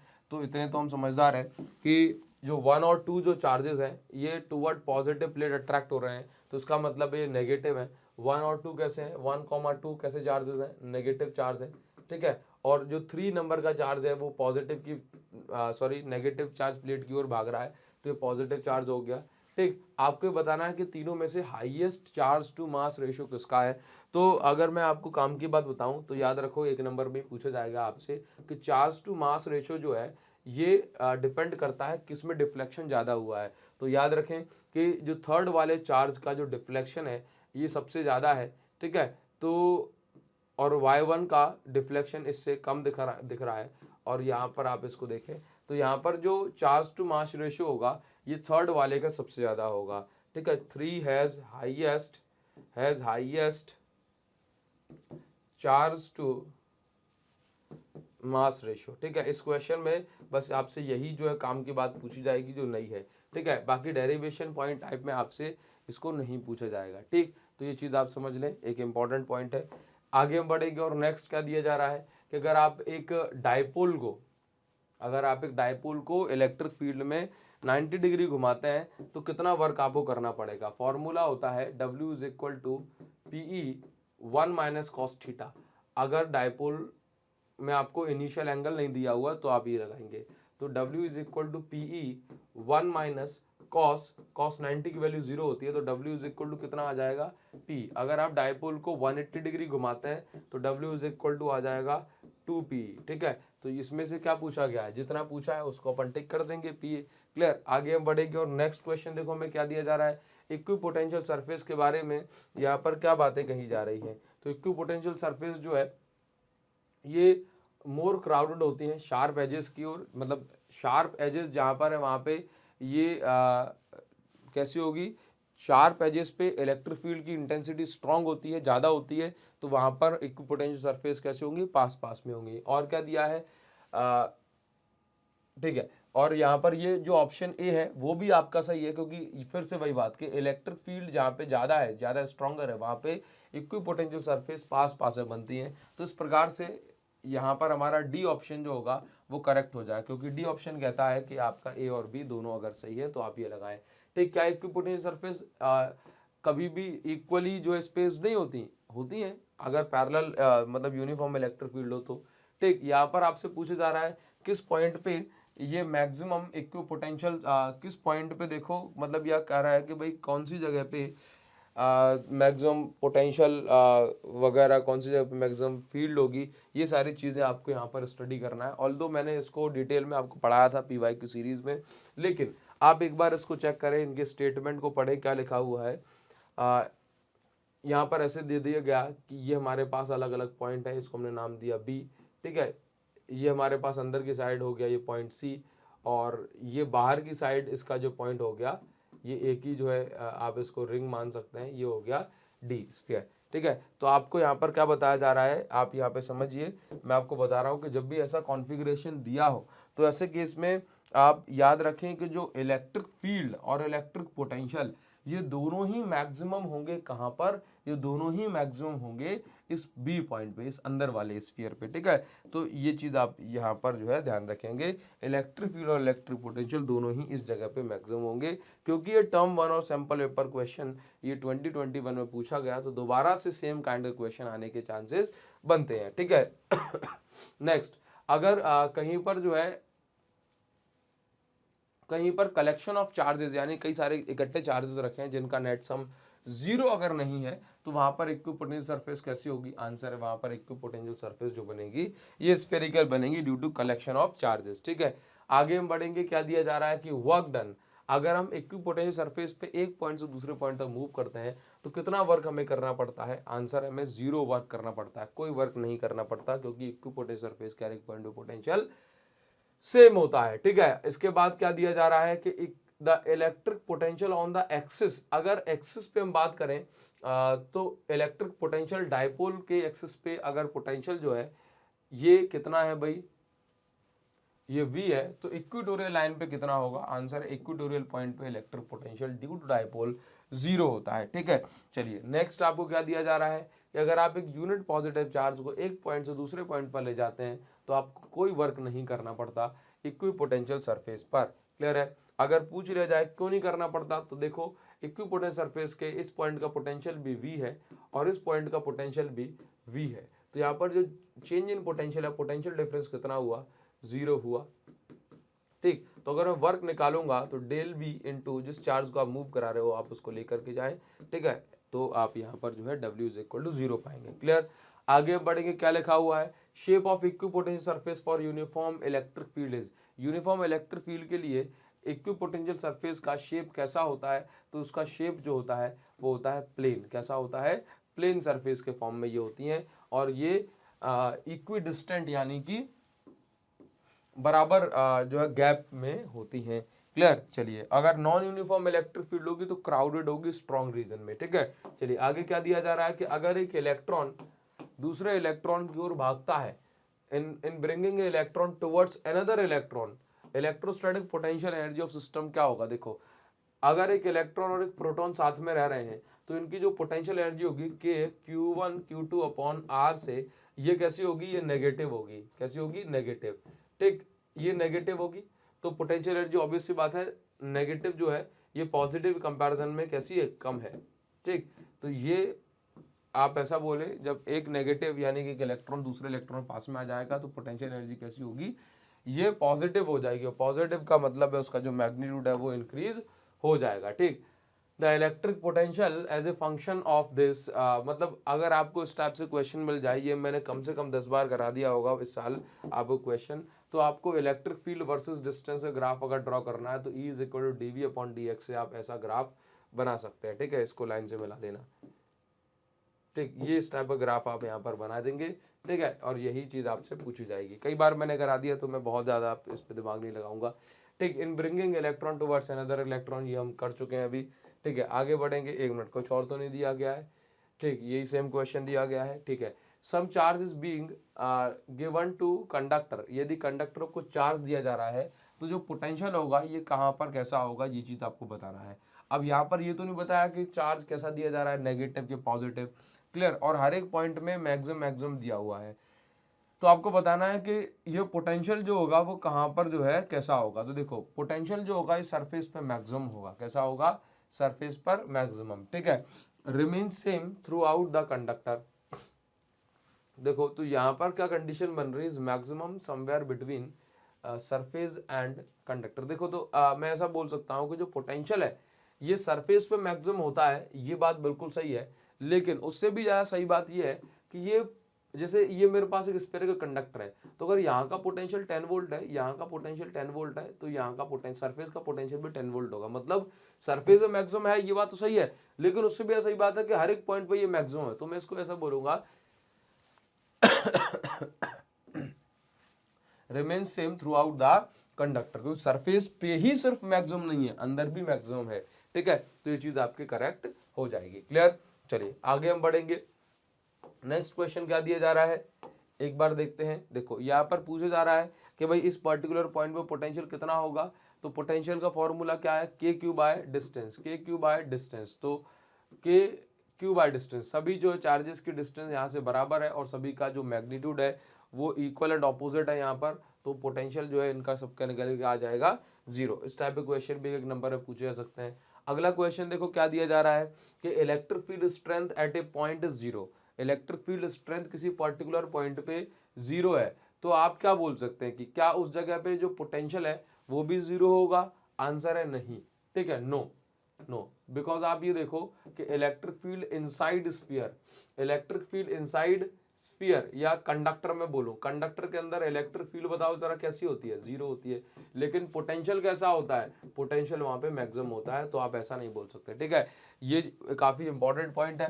क्लियर, अब आप ऐसे भी समझ सकते हैं कि, और एक और चीज देख लो, एक्स्ट्रा बता दे रहा हूं कि पोटेंशियल जो है 0 होता है कहाँ पे, सेंटर ऑफ डाइपोल, डाइपोल के सेंटर पे पोटेंशियल कैसा होता है, 0 होता है। लेकिन इलेक्ट्रिक फील्ड डाइपोल के सेंटर पे कैसी होती है, मैक्सिमम होती है on the centre of dipole. तो ये कंडीशंस हैं जो आपको ध्यान रखनी चाहिए। अगला क्वेश्चन दिया जा रहा है इसमें, इन 2 इंस्टेंसेस, 2 कंडीशन आपको यहाँ पर ये बताई जा रही हैं। आपको बताना है कि इलेक्ट्रिक फील्ड इंटेंसिटी और इलेक्ट्रिक पोटेंशियल 0 और नॉन 0 कहाँ पर होंगे, कौन से केस में होंगे। देखो, तो ये वाले केस में यहाँ पर दोनों पॉजिटिव चार्ज है, तो यहाँ पे इलेक्ट्रिक फील्ड 0 हो जाएगी, और यहाँ पर इलेक्ट्रिक पोटेंशियल कैसा हो जाएगा, मैक्सिमम हो जाएगा, क्योंकि दोनों चार्जेस का पोटेंशियल यहाँ ऐड हो जाएगा।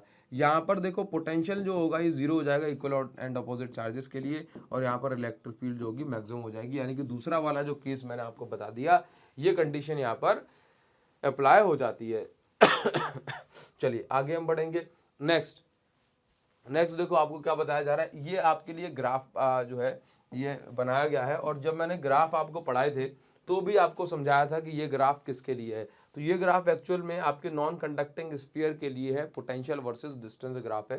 ठीक, तो आपसे पूछा जा रहा है कि at which location with respect to the sphere the potential is maximum. तो पोटेंशियल मैक्सिमम कहाँ है, तो आप ये देख रहे हो कि सेंटर ऑफ स्फीयर पे क्या है, पोटेंशियल मैक्सिमम है। ठीक है, सेंटर ऑफ स्फीयर पे पोटेंशियल कैसा है, मैक्सिमम है। ठीक, आगे कहा जा रहा है कि in case above the sphere is made up of conducting material, यदि जो स्फीयर है वो कंडक्टिंग मटेरियल का बना होगा, ठीक है, instead of insulating material, what would be your answer. तो आपका आंसर पार्ट ए के लिए क्या होगा, तो मेरा आंसर होगा कि पोटेंशियल मैक्सिमम कहाँ है, सेंटर ऑफ स्फीयर पे। तो आप यहाँ पर बोल सकते हैं through out the sphere, through out the sphere, पूरे कंडक्टर के अंदर जो पोटेंशियल है वो कैसा रहेगा, मैक्सिमम रहेगा। How is the charge distributed across the charge conductor sphere. ठीक है, चार्ज कैसे डिस्ट्रीब्यूट होगा, charge, all charge will lie on surface, अगर कंडक्टिंग स्फीयर होगा तो all charge will lie on surface, सारा का सारा चार्ज कहाँ जाएगा, सरफेस पे आ जाएगा। ठीक है, चलिए आगे हम पढ़ेंगे। ये सारी चीजें मैं आपको क्यों पढ़ा रहा हूँ, ताकि इस टाइप के क्वेश्चन अगर आए तो हमारा दिमाग काम करे। ठीक है, बाकी लैंग्वेज कैसे लिखनी है ये सारे बच्चे आप जानते हैं, उसमें कोई प्रॉब्लम वाली बात आपको नहीं होगी। ठीक, अगला क्वेश्चन देखो, ये क्वेश्चन भी पूछा जा सकता है। अगर आपके पास n छोटी छोटी ड्रॉप है, ये मान लो कि आपके पास किसी मटेरियल की छोटी छोटी सी n ड्रॉप बनाई जा रही है।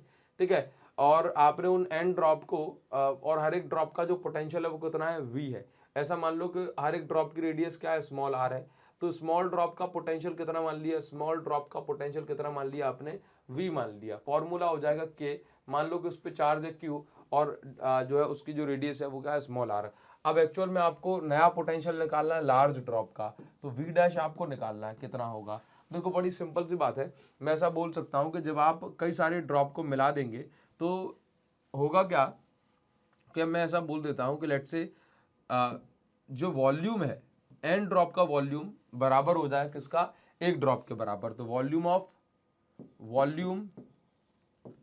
ऑफ लार्ज ड्रॉप, बड़ी वाली ड्रॉप का वॉल्यूम बराबर होगा किसके, एन ड्रॉप के वॉल्यूम के बराबर होगा। तो बड़ी वाली ड्रॉप की रेडियस हमने कितनी मान ली, 4/3 पाई आर क्यूब, यानी कि वॉल्यूम ऑफ स्फीयर हमने लगा दिया, रेडियस हमने मान ली उसकी कैपिटल आर।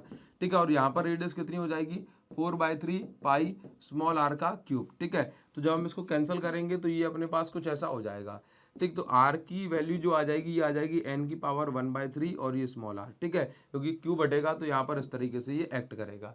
क्लियर, तो अगर मुझे यहाँ पे पोटेंशियल निकालना है v डैश, तो ये कुछ ऐसा हो जाएगा k capital Q upon distance, ये हो गया r। v dash is equal to, मान लिया कि एक छोटी ड्रॉप पे कितना चार्ज था q, तो यहाँ पर k, q की जगह हो जाएगा n इंटू क्यू, r की जगह हो जाएगा यहाँ पे r की पावर 1/3 इंटू, सॉरी ये हो जाएगा r इंटू एन की पावर 1/3। ठीक, तो v dash is equal to k n into Q और ये r। ठीक, n की पावर ऊपर जाएगा, माइनस का 1/3 हो जाएगा। सॉल्व करने पे ये अपन को मिलेगा n की पावर 2/3 और बाकी k q/r। तो ये मेरे पास हो जाएगा v dash is equal to n to the power 2/3 और ये v। बस ये आपने निकाल दिया, इसको इस तरीके से आप सॉल्व कर सकते हैं, ऑप्शन के फॉर्म में भी दे सकता है, इसीलिए मैंने आपको इस क्वेश्चन को करा दिया है। क्लियर, आगे हम बढ़ेंगे और नेक्स्ट क्वेश्चन जो है देखते हैं जरा क्या दिया जा रहा है। क्या इलेक्ट्रोस्टैटिक पोटेंशियल जीरो हो सकता है किसी पर्टिकुलर पॉइंट पे जहां पे इलेक्ट्रिक फील्ड जीरो ना हो। ठीक, बिल्कुल बता दिया मैंने, इनसाइड, अच्छा तो आप ऐसा बोल दें इक्वेटोरियल पॉइंट ऑफ डायपोल, नया पॉइंट बता दिया, equatorial point of dipole, dipole के इक्वेटोरियल पॉइंट पे एंड सेंटर ऑफ डायपोल, वहां पे दोनों ही केसेस में पोटेंशियल जीरो होता है ना यहाँ पर। ठीक, लेकिन इलेक्ट्रिक फील्ड नॉन जीरो होती है। क्लियर, तो ये इसका आंसर हो जाएगा। अब कुछ छोटे छोटे से क्वेश्चन क्या दिए जा रहे हैं, ये सॉल्व क्वेश्चंस आपको मिल जाएंगे। Can there be potential difference between two neighbouring conductor carrying equal positive charge, क्या दोनों के, जैसे मान के चलो दो नेबरिंग कंडक्टर हैं, ठीक है, दोनों पे अगर क्या है भाई, सेम चार्ज है, ठीक, तो क्या दोनों का पोटेंशियल जो है ये अलग अलग हो सकता है, बिल्कुल हो सकता है, क्योंकि पोटेंशियल सिर्फ चार्ज पे डिपेंड थोड़ा ना करता है, शेप एंड साइज पे भी डिपेंड करता है। जैसे कि मान के चलो पोटेंशियल मुझे निकालना है किसी स्फेरिकल कंडक्टर के कारण, अब दोनों की जो है चार्ज तो सेम है लेकिन रेडियस बड़ी छोटी है, तो ऐसे केस में क्या होगा, पोटेंशियल अलग अलग हो सकता है। ठीक है, तो ये आपका करेक्ट जो है आंसर यहाँ पर हो जाएगा, भले ही चार्ज सेम हो उनका। ठीक, अगला क्वेश्चन दिया है कि इलेक्ट्रिक जो पोटेंशियल है ये अगर किसी पर्टिकुलर रीजन पे कांस्टेंट है तो उसका मतलब क्या है, अगर किसी जगह पे इलेक्ट्रिक पोटेंशियल कांस्टेंट है तो उसका मतलब समझना कि वहां पे आपको कोई वर्क एक्स्ट्रा नहीं करना पड़ रहा है, वहां पे इलेक्ट्रिक फील्ड जो है वो जीरो है। ठीक है, अच्छा ये बताओ, अगर किसी पर्टिकुलर पॉइंट पे ये समझो कि जो पोटेंशियल है वो कितना है, 5 वोल्ट पाया गया थ्रू आउट द रीजन, तो यहाँ पर इलेक्ट्रिक फील्ड कितनी है, आंसर है कितनी इलेक्ट्रिक फील्ड है, जीरो। तो ये सेम काइंड के क्वेश्चन है। अब आपसे यही क्वेश्चन पूछ लिया गया कि एक सर्टेन रीजन वॉल्यूम में 0.1 मीटर क्यूब वॉल्यूम में स्पेस में इलेक्ट्रिक पोटेंशियल 5 वोल्ट है, तो आपको थ्रू आउट लिखा है, थ्रू आउट मतलब पूरे में, ठीक है, अंडरलाइन कर रखा है। तो आपको बताना है कि यहाँ पर जो है पोटेंशियल जो इलेक्ट्रिक फील्ड है वो कितनी, यहाँ पे लगे हो फॉर्मूले लगाने काम नहीं बनेगा, कॉन्सेप्ट से काम बनता है, इसीलिए कॉन्सेप्ट जो है ज्यादा जरूरी है। ठीक, आगे क्या दिया जा रहा है, इसका आंसर आप बता सकते हैं, बाकी लिखा हुआ है आपको यहाँ पर बताया गया है कि ए से बी तक जाने में आपको कितना वर्क करना पड़ेगा, ठीक है, व्हाट वुड बी, आपको कितना वर्क करना पड़ेगा। ठीक, तो समझो कि ये क्या है, स्फीयर है, इसकी रेडियस क्या है आर, हर एक पॉइंट पे रेडियस क्या है आर, हर एक पॉइंट पे रेडियस क्या है आर, तो हर एक पॉइंट पे पोटेंशियल कैसा होगा वी क्योंकि पोटेंशियल फॉर्मूला के क्यू बाय आर है। ठीक, तो हर एक पॉइंट पे पोटेंशियल वी है, तो यहाँ पर जो आपको जो नेट पोटेंशियल डिफरेंस का बना जीरो, तो वर्क भी कितना आएगा, वर्क भी आएगा जीरो। और याद रखो कि आप ए से बी तक किसी भी रास्ते के थ्रू जाओ, है ना, इलेक्ट्रिक फोर्स कंजर्वेटिव फोर्स है, रास्ते पर डिपेंड नहीं करता, पोटेंशियल जो वर्क की वैल्यू है वो जीरो ही होने वाली है। ठीक है, तो आप बताओ कि आप बी से ए तक पहुंचे, कितना वर्क करना पड़ा, चाहे आप ए से सी जाओ, चाहे कैसे भी घूम घाम के जाओ, तो कितना वर्क करना पड़ेगा, जीरो, पाथ पर डिपेंड नहीं करेगा। ठीक है, आगे देखो यहाँ पर क्या कहा जा रहा है कि इलेक्ट्रिक फील्ड वाले रीजन में आप ए से बी, बी से सी और इस तरीके से गए, तो आपको कितना वर्क करना पड़ा, आंसर है कि आपको जीरो वर्क करना पड़ा। क्यों, क्योंकि आप एक क्लोज लूप बना रहे हैं, तो इलेक्ट्रिक फील्ड कंजर्वेटिव फोर्स है, इलेक्ट्रिक फोर्स, तो आप कैसे भी घूमो कैसे भी घूमो वापस से उसी जगह पे आ रहे हो। ठीक है, तो आपको नेट वर्क डन जो करना पड़ा वो कितना करना पड़ा, जीरो। ठीक है, आगे क्या किया जा रहा है, आगे क्या बताया जा रहा है, देखो जरा, आपको बताया गया कि ये दो प्रोटॉन है ए और बी पे रखे हुए हैं, तो आपको बताना है कि क्या दोनों पे सेम फोर्स लगेगा, अनइक्वल फोर्स लगेगा। आंसर है भाई इस पूरे रीजन में, ये मत देखो कि कौन किसके पास में है, पूरे रीजन में जो इलेक्ट्रिक फील्ड है ना वो सेम है, सेम इंटेंसिटी वाली, सिग्मा बाय एप्सिलॉन नॉट। ठीक है, दोनों पे जो फोर्स लगेगा वो सेम लगेगा। अब यही क्वेश्चन आपको मल्टीपल चॉइस के फॉर्म में आपको दे दिया जाएगा, फिर जो है अपन को प्रॉब्लम आएगी। क्लियर, कुछ बच्चे गलत कर देंगे, सोचेंगे कि ये तो जो है ज्यादा पास में नेगेटिव की, इस पे ज्यादा लग जाएगा, जबकि वो चीज गलत है। ठीक है, तो यही चीज मैं आपको समझाना चाह रहा हूं और इसीलिए मैं आपको लगातार ये सारी चीजें क्लियर करा रहा हूं। ठीक, चलिए आगे हम बढ़ेंगे। नेक्स्ट क्या दिया जा रहा है, आपको बताना है यहाँ पे, और कुछ चीजें यहाँ पर एक्सप्लेन करी गई हैं। ये देखो सीबीएसई ने 2 बार क्वेश्चन ये पूछा हुआ है। For any charge configuration equipotential surface through a point is normal to electric field, कह रहा है कि भाई किसी भी चार्ज मतलब कॉन्फ़िगरेशन के लिए जो इक्विपोटेंशियल सरफेस है ये फील्ड पे नॉर्मल होना चाहिए, परपेंडिकुलर होना चाहिए। क्यों, क्योंकि अगर ये परपेंडिकुलर नहीं होगी तो इलेक्ट्रिक फील्ड जो होगी ये इसका कुछ नॉन जीरो कंपोनेंट मिलेगा अपन को, कैसा मिलेगा, एक नॉन जीरो कंपोनेंट मिलेगा अलोंग द सरफेस। देखो सिर्फ सिंपल सी बात कि इलेक्ट्रिक फील्ड अगर ऐसे नहीं होगी, या ये इलेक्ट्रिक फील्ड और इक्विपोटेंशियल सरफेस परपेंडिकुलर नहीं होगी, तो क्या होगा, ऐसे कुछ मान लो ऐसे हो गई, इस तरीके से, तो क्या होगा, इस इलेक्ट्रिक फील्ड के दो कंपोनेंट, एक अलोंग द सरफेस, एक परपेंडिकुलर टू द सरफेस। ये अलोंग विद द सरफेस वाला कंपोनेंट यहाँ पर जो पॉजिटिव चार्ज रखा होगा उस पर धक्का देगा, तो ये करंट बनाएगा। तो ऑब्वियस सी बात है कि यहाँ पर कंजर्वेशन ऑफ एनर्जी का जो प्रिंसिपल है ये वायलेट होगा, क्योंकि बिना किसी एक्सटर्नल एनर्जी सोर्स के ये करंट लगातार फिर बनता रहेगा। तो ये कैसे लिखना है आपको, ये सारी चीजें यहाँ पर आपको बताई जा रही हैं। क्लियर है, तो उम्मीद करता हूँ ये आपको समझ में आएगा। ये सेम क्वेश्चन आपको यहाँ पर दिया जा रहा है, why should electrostatic field be zero inside conductor, conductor के अंदर फील्ड जीरो क्यों होना चाहिए, क्योंकि भाई सिंपल सी बात है कि सारा का सारा जो चार्ज है वो कहाँ जाता है, सरफेस पे, तो सरफेस पे आ जाएगा, तो जो एनर्जी जो कंडक्टर के अंदर जो चार्ज इलेक्ट्रिक फील्ड होगी वो कितनी हो जाएगी, जीरो हो जाएगी। ठीक है, आगे क्या दिया जा रहा है, किसी पर्टिकुलर रीजन में देखो क्या कहा जा रहा है कि why is the electrostatic potential constant throughout the volume, पूरे वॉल्यूम में जो पोटेंशियल है ये कांस्टेंट क्यों है। ठीक है, ये आपको समझना है, पूरे वॉल्यूम में जो पोटेंशियल है कंडक्टर के अंदर ये जीरो क्यों है। Clear, and has same value as inside on the surface, जितनी वैल्यू सरफेस पर है उतना ही जो है पोटेंशियल है। ठीक है, अंदर भी देखो एक्चुअल में क्या होता है कि जितना जो भी, जैसे कोई चार्ज को हम लेकर के आ रहे हैं, क्लियर, तो चाहे फोर्स ऑफ अट्रैक्शन के अगेंस्ट या फोर्स ऑफ रिपल्सन के अगेंस्ट, ठीक है, तो आपको यहां तक आते हैं तो कुछ वर्क करना पड़ेगा। अब तो जितना वर्क करना पड़ा आपको उतना ही जो है यहाँ पर किसी पर्टिकुलर पॉइंट पे पोटेंशियल हो गया। अब अंदर कोई इलेक्ट्रिक फील्ड है नहीं, तो आपको फर्दर यानी कि एक्स्ट्रा कोई वर्क करना नहीं है। एक्स्ट्रा कोई वर्क नहीं करना तो पोटेंशियल में कोई चेंज नहीं आएगा। तो बस वही चीज यहाँ पर लिखी हुई है, electric field is zero throughout the volume of conductor. तो E is equal to minus dV/dr is equal to zero हमने यहाँ पे पुट कर दिया। तो जो पोटेंशियल है वो कांस्टेंट निकल के आ गया। आगे लिखा है कि आपको कोई वर्क नहीं करना पड़ रहा है इक्विपोटेंशियल सरफेस पे चार्ज मूव कराने में, तो उसका रीजन मैं आपको कई बार बता चुका हूं। आगे दिया गया है दो कॉपर के स्फीयर है सेम रेडियस के, एक हॉलो है एक सॉलिड है, ठीक है, सेम पोटेंशियल है दोनों का, तो कौन से वाले केस में जो चार्ज होगा वो ज्यादा आएगा, ठीक है, विच one of them will have more charge. तो देखो आपको यहाँ पे समझना है कि अगर दोनों की रेडियस सेम है तो जो कैपेसिटेंस है स्फेरिकल कंडक्टर की 4πε0r होती है, ठीक है। तो पहली चीज तो कैपेसिटेंस जो है चार्ज पे डिपेंड नहीं करती, ये बात अपने दिमाग में बैठा के रख लेना। लेकिन अगर पूछे कि भाई कैपेसिटेंस किस पे डिपेंड कर रही है तो वो रेडियस पे। अब रेडियस ज्यादा है तो क्षमता ज्यादा है, क्षमता ज्यादा है तो आप और ज्यादा चार्ज दे सकते हैं। क्लियर? तो बस ये इसका करेक्ट आंसर हो जाएगा। आगे हम बढ़ेंगे, नेक्स्ट क्या दिया जा रहा है कि भाई आप इस चीज को कैसे जस्टिफाई करोगे कि अर्थ का पोटेंशियल जीरो हमेशा हमेशा अर्थ का पोटेंशियल जीरो क्यों लिया जाता है। देखो किसी भी चीज का पोटेंशियल जीरो क्यों क्यों लिया जा रहा है, क्योंकि एक रेफरेंस पॉइंट हमें कंसीडर करना है, वो हमने अर्थ से करा। अब एक्चुअल में आप ये देखो कि अर्थ जो है, बिजली आके अर्थ पे गिर जाए, खंबे का तार टूट के अर्थ पे गिर जाए, तो वो सारा का सारा जो चार्ज है वो पी जाती है ना। तो आप ऐसे मान के चलो कि अर्थ को आप कितना भी चार्ज देते चले जाओ लेकिन उसका पोटेंशियल नहीं बढ़ता, उसका पोटेंशियल नहीं बढ़ता। अब नहीं बढ़ता तो हम वो एकदम जो है नेग्लिजिबल हम उसको कम मान लेते हैं, क्योंकि अर्थ की कैपेसिटेंस कैसी है, क्षमता कैसी है उसकी, बहुत ज़्यादा है। तो आप ऐसे भी समझ सकते हैं कि अर्थ की कैपेसिटेंस कैसी है, बहुत बहुत ज़्यादा है। तो पोटेंशियल कैसा है, बहुत बहुत कम। अब बहुत बहुत कम है तो हम उसको कैसा मान लेते हैं, नेग्लिजिबल मतलब जीरो, ठीक है। तो सारा का सारा चार्ज जो है, तभी तो अपन अर्थिंग जो है करते हैं ग्राउंड में, सारा का सारा चार्ज जो है ग्राउंड में चला जाता है, ग्राउंड से वापस लौट के नहीं जाता। ठीक कह रहा है कि क्या कभी ऐसा हो सकता है कि हम अर्थ का पोटेंशियल प्लस 100 वोल्ट ले सकते हैं, बिल्कुल ले सकते हैं।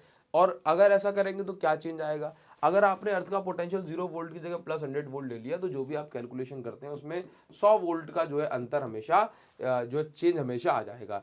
लेकिन दो पॉइंट के बीच में जो पोटेंशियल डिफरेंस है वो जैसा आज है 0 वोल्ट वाले कंडीशन में वैसा ही तब रहेगा। क्यों? क्योंकि चाहे ए पॉइंट और बी पॉइंट दोनों पॉइंट पे प्लस 100 वोल्ट जो है इंक्लूड हो जाएगा ना, तो पोटेंशियल डिफरेंस कैसा रहेगा, वो कांस्टेंट यानी कि सेम रहेगा, ठीक है। Can we give desired charge to capacitor, क्या आप कैपेसिटर को चाहे जितनी मर्जी उतना चार्ज दे सकते हैं क्या?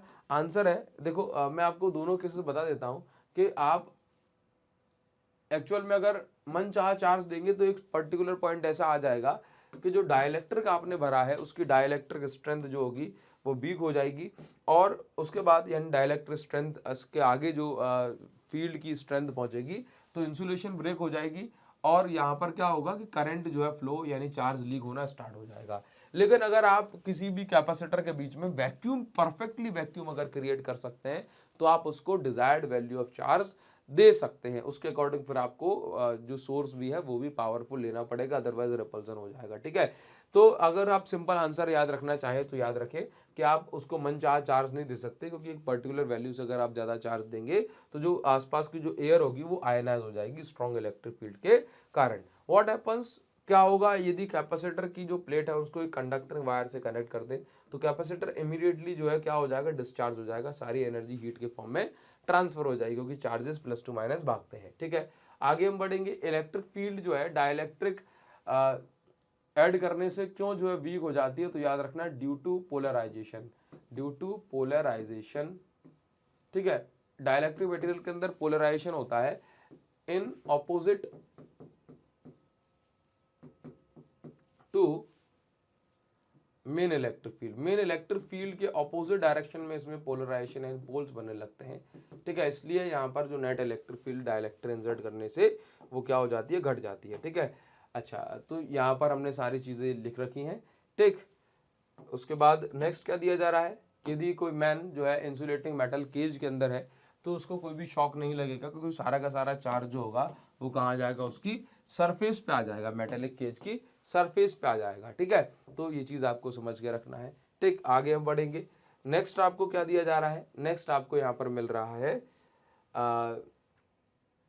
ठीक है, देखो इसमें क्या दिया जा रहा है कि एक capacitor is connected to across a battery, capacitor एक बैटरी जो उसमें कनेक्ट करके रखी है, why does each plate receive charge exactly of same magnitude, दोनों प्लेट पर सेम मैग्नीट्यूड वाला चार्ज ही क्यों आता है, और ये क्या ये हर साइज की प्लेट के लिए पॉसिबल या कहें कंपलसरी कंडीशन है? तो आंसर है दोनों प्लेट पे चार्ज इसलिए आता है क्योंकि बैटरी क्या करती है, बैटरी खुद से चार्ज नहीं देती, बैटरी बस चार्ज का रीडिस्ट्रीब्यूशन करती है, चार्ज को यहाँ से निकाल के यहाँ ट्रांसफर करती है, इसीलिए दोनों पे बराबर बराबर चार्ज आता है। और दूसरी बात यह है कि हाँ, ये सभी साइज की प्लेट के लिए जो है ये फॉलो होगा नियम के दोनों पे बराबर इक्वल एंड ऑपोजिट चार्ज आएगा। ठीक है, आगे हम बढ़ जाएंगे और नेक्स्ट हम देखो क्या मिल रहा है हमें। चलिए अभी हम पहुंचते हैं चैप्टर नंबर 3 पे। अब चैप्टर 3 पे क्या दिया जा रहा है इसको एक बार समझेंगे कि मैक्सिमम करंट की सिचुएशन कब बनेगी, जब एक्सटर्नल रेजिस्टेंस की वैल्यू क्या हो जाए, 0। तो ऐसे केस में शॉर्ट सर्किट बन जाता है। शॉर्ट सर्किट जब बन जाता है तो आपको जो करंट है ये कैसा देखने को मिलता है, R इज इक्वल टू 0 वाले केस में जो करंट है वो आपको मैक्सिमम देखने को मिलता है। और तो बैटरी जल्दी से ड्रेन हो जाएगी वो एक अलग चीज है। ठीक है, लेकिन नेक्स्ट जो हम देखते हैं किरचॉफ का जो जंक्शन रूल है ये कौन सा जो है प्रिंसिपल फॉलो करता है, तो junction rule conservation of charge को फॉलो करता है। ठीक, किरचॉफ का voltage rule conservation of energy को फॉलो करता है। इंटरनल रेजिस्टेंस किस पे डिपेंड करती है, इलेक्ट्रोलाइट ऑफ सेल पर, सॉरी इलेक्ट्रोड्स मैंने टिक कर दिया, इलेक्ट्रोलाइट ऑफ सेल पर ये यूज करती है इंटरनल रेजिस्टेंस। ठीक, जूल्स लॉ ऑफ हीटिंग को हम किस फॉर्म में एक्सप्रेस करते हैं, H is equal to I square R T होता है, जिसको हम क्या लिख सकते हैं, V square upon R T. ठीक है, चलिए आगे हम बढ़ेंगे। नेक्स्ट देखो क्या दिया है, टर्मिनल वोल्टेज शॉर्ट सर्किट वाले केस में, जब शॉर्ट सर्किट हो गया तो जो पोटेंशियल डिफरेंस जो होता है टर्मिनल वोल्टेज वो कैसा हो जाता है, 0 हो जाता है। ठीक है, क्योंकि जल्दी से जो है सारा का सारा चार्ज ट्रांसफर हो गया। पैरेलल कॉम्बिनेशन ऑफ सेल में जो इक्विवेलेंट जो हम ईएमएफ निकालते हैं वो होता है E1R2 plus E2R1 upon R1 plus R2। तो इसकी जो वैल्यू होती है ये कितनी होगी, अगर आप ऑप्शंस के हिसाब से देखेंगे तो कह रहा है कि भाई इंटरनल रेजिस्टेंस डिपेंड नहीं करती, बिल्कुल गलत कह रहा है। ये इसके बराबर है, बिल्कुल गलत कह रहा है। ये इससे छोटी है, बिल्कुल गलत कह रहा है। ये वैल्यू E1 और E2 की वैल्यू के बीच में नजर आती है हमें कहीं पे। ठीक है, तो अभी हम आगे बढ़ेंगे। नेक्स्ट आपको क्या दिया जा रहा है, देखो क्या कहा जा रहा है कि आपके पास 10 आइडेंटिकल सेल्स हैं, एक जैसे सेल हैं 10। ठीक है, ये इस तरीके से कनेक्टेड है, सबकी इंटर रेजिस्टेंस R वगैरह दी हुई है। ठीक, एक आइडियल वोल्ट मीटर है ना, आइडियल वोल्ट मीटर है ना, मतलब ये जरा भी करंट नहीं लेगा दूसरे का। तो ये 3 सेल का जो ईएमएफ है वो कितना मेजर करेगा। अब क्योंकि ये तीनों सीरीज में कनेक्ट है तो जो इनका क्या कहा जा रहा है, इंटरनल रेजिस्टेंस सीरीज में कनेक्ट है, तो इनका जो ईएमएफ होगा वो ऐड हो जाएगा। क्या हो जाएगा, ऐड हो जाएगा। सीरीज में इस तरह से कनेक्ट करते हैं, इसने भी इस डायरेक्शन में चार्ज भेजा, इसने भी, तो ईएमएफ क्या हो जाएगा, ऐड हो जाएगा। क्योंकि 3 का ही मेजर करना है इसलिए 3 पे टिक करा है। ठीक है, 10 का मेजर करते तो 10E हो जाता है। EMF of battery is equal to terminal potential difference. जो ईएमएफ है वो टर्मिनल पोटेंशियल डिफरेंस के बराबर कब होती है, ओपन सर्किट वाली कंडीशन में, है ना, जब सर्किट से कोई भी करंट ना लिया जा रहा हो। ठीक, वैसी कंडीशन में तो हम ये बोल सकते हैं only when there is no current is drawn from the battery. ठीक, only when battery is being charge. तो ये कंडीशन कौन सी है, ये कंडीशन कौन सी है, ऐसी वाली कंडीशन में जो पोटेंशियल डिफरेंस है वो क्या होता है, पोटेंशियल डिफरेंस जब बैटरी रिचार्ज होती है तो ये बड़ा होता है ईएमएफ से। जब बैटरी से करंट लिया जा रहा होता है तो ई बड़ा होता है और वी छोटा होता है। ठीक है, ओनली व्हेन लार्ज करंट छोड़ दो, बस ये समझ लो। अगर ऐसी कंडीशन है तो ये जो मैंने लिखा है वो एप्लीकेबल होगी, और ये कंडीशन में ई और वी दोनों बराबर होते हैं। ठीक है, अंडर ऑल कंडीशंस, ये तो गलत दिया हुआ है इसमें। ठीक है, आगे हम बढ़ेंगे। For maximum current combination, maximum current combination के लिए यहाँ पर क्या किया जा रहा है कि maximum current combination cell should be grouped in. देखो कह रहा है कि भाई आपको अगर मैक्सिमम करंट चाहिए तो सेल कैसे कनेक्ट करना है आपको। तो देखो सिंपल सी बात है, आप चाहे जैसे मान के चलो सीरीज में भी कनेक्ट कर देते हैं, I is equal to NE upon NR plus R अगर हो जाता है मान लेना। ठीक है, तो हम मैक्सिमम करंट की कंडीशन रखते हैं, लेट्स से कि when R is much greater than NR तो मैक्सिमम करंट मिलेगा। जब NR बहुत बड़ा है और R बहुत छोटा है तो आपको मिनिमम करंट मिलेगा। तो ये जो कंडीशन है ये रिलेटिव वैल्यूज मतलब इन दोनों की रिलेटिव वैल्यू पे डिपेंड करता है कि आपको करंट मैक्सिमम कब मिलना है और मिनिमम करंट कब मिलना है, किसकी, रेजिस्टेंसेस की रिलेटिव वैल्यूज पे डिपेंड करेगा। ठीक है, इस तरीके से आप इसको सॉल्व करें। अभी क्या दिया हुआ है आपको, देखो फिर से, मैक्सिमम करंट आपको निकालना है जब द स्टोरेज बैटरी, मतलब एक कार की बैटरी है 12 ये जो है वोल्ट इसका ईएमएफ है, इंटरनल रेजिस्टेंस बैटरी कितनी है 0.4 ओम है, maximum current that can be drawn from the battery, battery से मैक्सिमम करंट जो है कितना निकाला जा सकता है। तो मैक्सिमम करंट की कंडीशन आपको ये बना के दे दी, मैक्सिमम करंट वाले केस में E is equal to I R, ये आपको यहाँ पर लगा के दिया जाता है। ठीक है, मतलब आप इसको सिंपल ऐसा समझें कि I maximum is equal to ये फॉर्मूला E अपॉन आर आपने लगा दिया है। ठीक है, आगे हम बढ़ेंगे। नेक्स्ट क्या है, किरचॉफ का फर्स्ट लॉ, किरचॉफ का first law sigma I is equal to 0 होता है, हम जानते हैं। किरचॉफ का second law sigma I R is equal to sigma E होता है, ये भी हम जानते हैं। ठीक, इसके बाद क्या है, आपको ये बताना है कि इसमें से कौन सा ऑप्शन सही है। तो conservation of charge and conservation of energy, ये दोनों एक दूसरे को फॉलो करते हैं। ठीक है, गिवन ऑप्शन के अकॉर्डिंग, तो ये हमारा करेक्ट ऑप्शन हो जाएगा यहाँ पे। आगे हम बढ़ेंगे। अब देखो ये क्वेश्चन हम ऑलरेडी कर चुके हैं, एक बार आप इसको पढ़ें।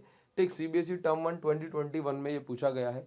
पीवाईक्यू में हमने इसको डिटेल में करा था, लेकिन मैं अभी आपको सिर्फ इसमें अगर इस टाइप का क्वेश्चन आ जाए, इस टाइप का क्वेश्चन आ जाए, ठीक, तो आप R2 माइनस R1 इसको टिक कर देना। ठीक, एमसीक्यू में ही ये आपसे पूछा जाएगा। क्या दिया जा रहा है, टू सोर्सेज, ये मैं पीवाईक्यू सीरीज में मैं इसको ऑलरेडी करा चुका हूँ। अभी कॉन्सेप्चुअल में सिर्फ काम की बात जो आपके एग्जाम के लिए जरूरी है वो मैं आपको बता रहा हूँ। दो सोर्सेज हैं, ईएमएफ अगर इक्वल है, combination in turns connected to external resistance, external resistance के साथ कनेक्ट कर दिया गया। इंटरनल रेजिस्टेंस जो है सोर्स की, ये R1 और R2 है। R2 की वैल्यू अगर R1 से बड़ी है, potential difference internal resistance R2 के अक्रॉस अगर 0 हो जाता है, तो आपसे पूछ रहा है कैपिटल R की वैल्यू किसके बराबर होना चाहिए, R2 माइनस R1। ये हमने 2 बार इसको करा था। ठीक है, आगे हम बढ़ जाएंगे, आप इसको ध्यान रखेंगे। व्हीटस्टोन ब्रिज पर बेस्ड क्वेश्चन दिया हुआ है। देखो इसमें क्या लिखा गया है कि अगर व्हीटस्टोन ब्रिज की जो चारों रेजिस्टेंसेज हैं, ये इसकी वैल्यू कैपिटल R हो जाए, तो इक्विवेलेंट रेजिस्टेंस क्या होगी उस सर्किट की कॉम्बिनेशन की, ये आपको बताना है। देखो, तो व्हीटस्टोन ब्रिज में क्या है, आप ये समझो कि इस तरीके का कॉम्बिनेशन है, चारों रेजिस्टेंस अगर कैपिटल R हो गई, ठीक, तो एक्चुअल में क्या है, बैलेंस व्हीटस्टोन ब्रिज की अगर हम बात करें तो ये किस में है, पैरेलल में, ये किस में है, पैरेलल में। ठीक है, तो समझो, तो एक्चुअल में क्या होगा कि सॉरी, ये सीरीज में, ये नीचे वाले दोनों सीरीज में, और ये पूरा कॉम्बिनेशन पैरेलल में है, तो ऊपर का 2R नीचे का 2R। ठीक है, तो ये जो आप ये देख रहे हैं, ये 2R की जो इक्विवेलेंट रेजिस्टेंस बनेगी, कितनी बनेगी, R बनेगी। कितनी बनेगी, R बनेगी। तो ये इसका करेक्ट आंसर हो जाएगा। नेक्स्ट क्वेश्चन आपको क्या दिया जा रहा है यहाँ पे कि व्हीटस्टोन ब्रिज में जो 4 रेजिस्टेंस होती है ना, तो कह रहा है कि अगर हम Q और S की वैल्यू को इंटरचेंज कर दें तब क्या होगा।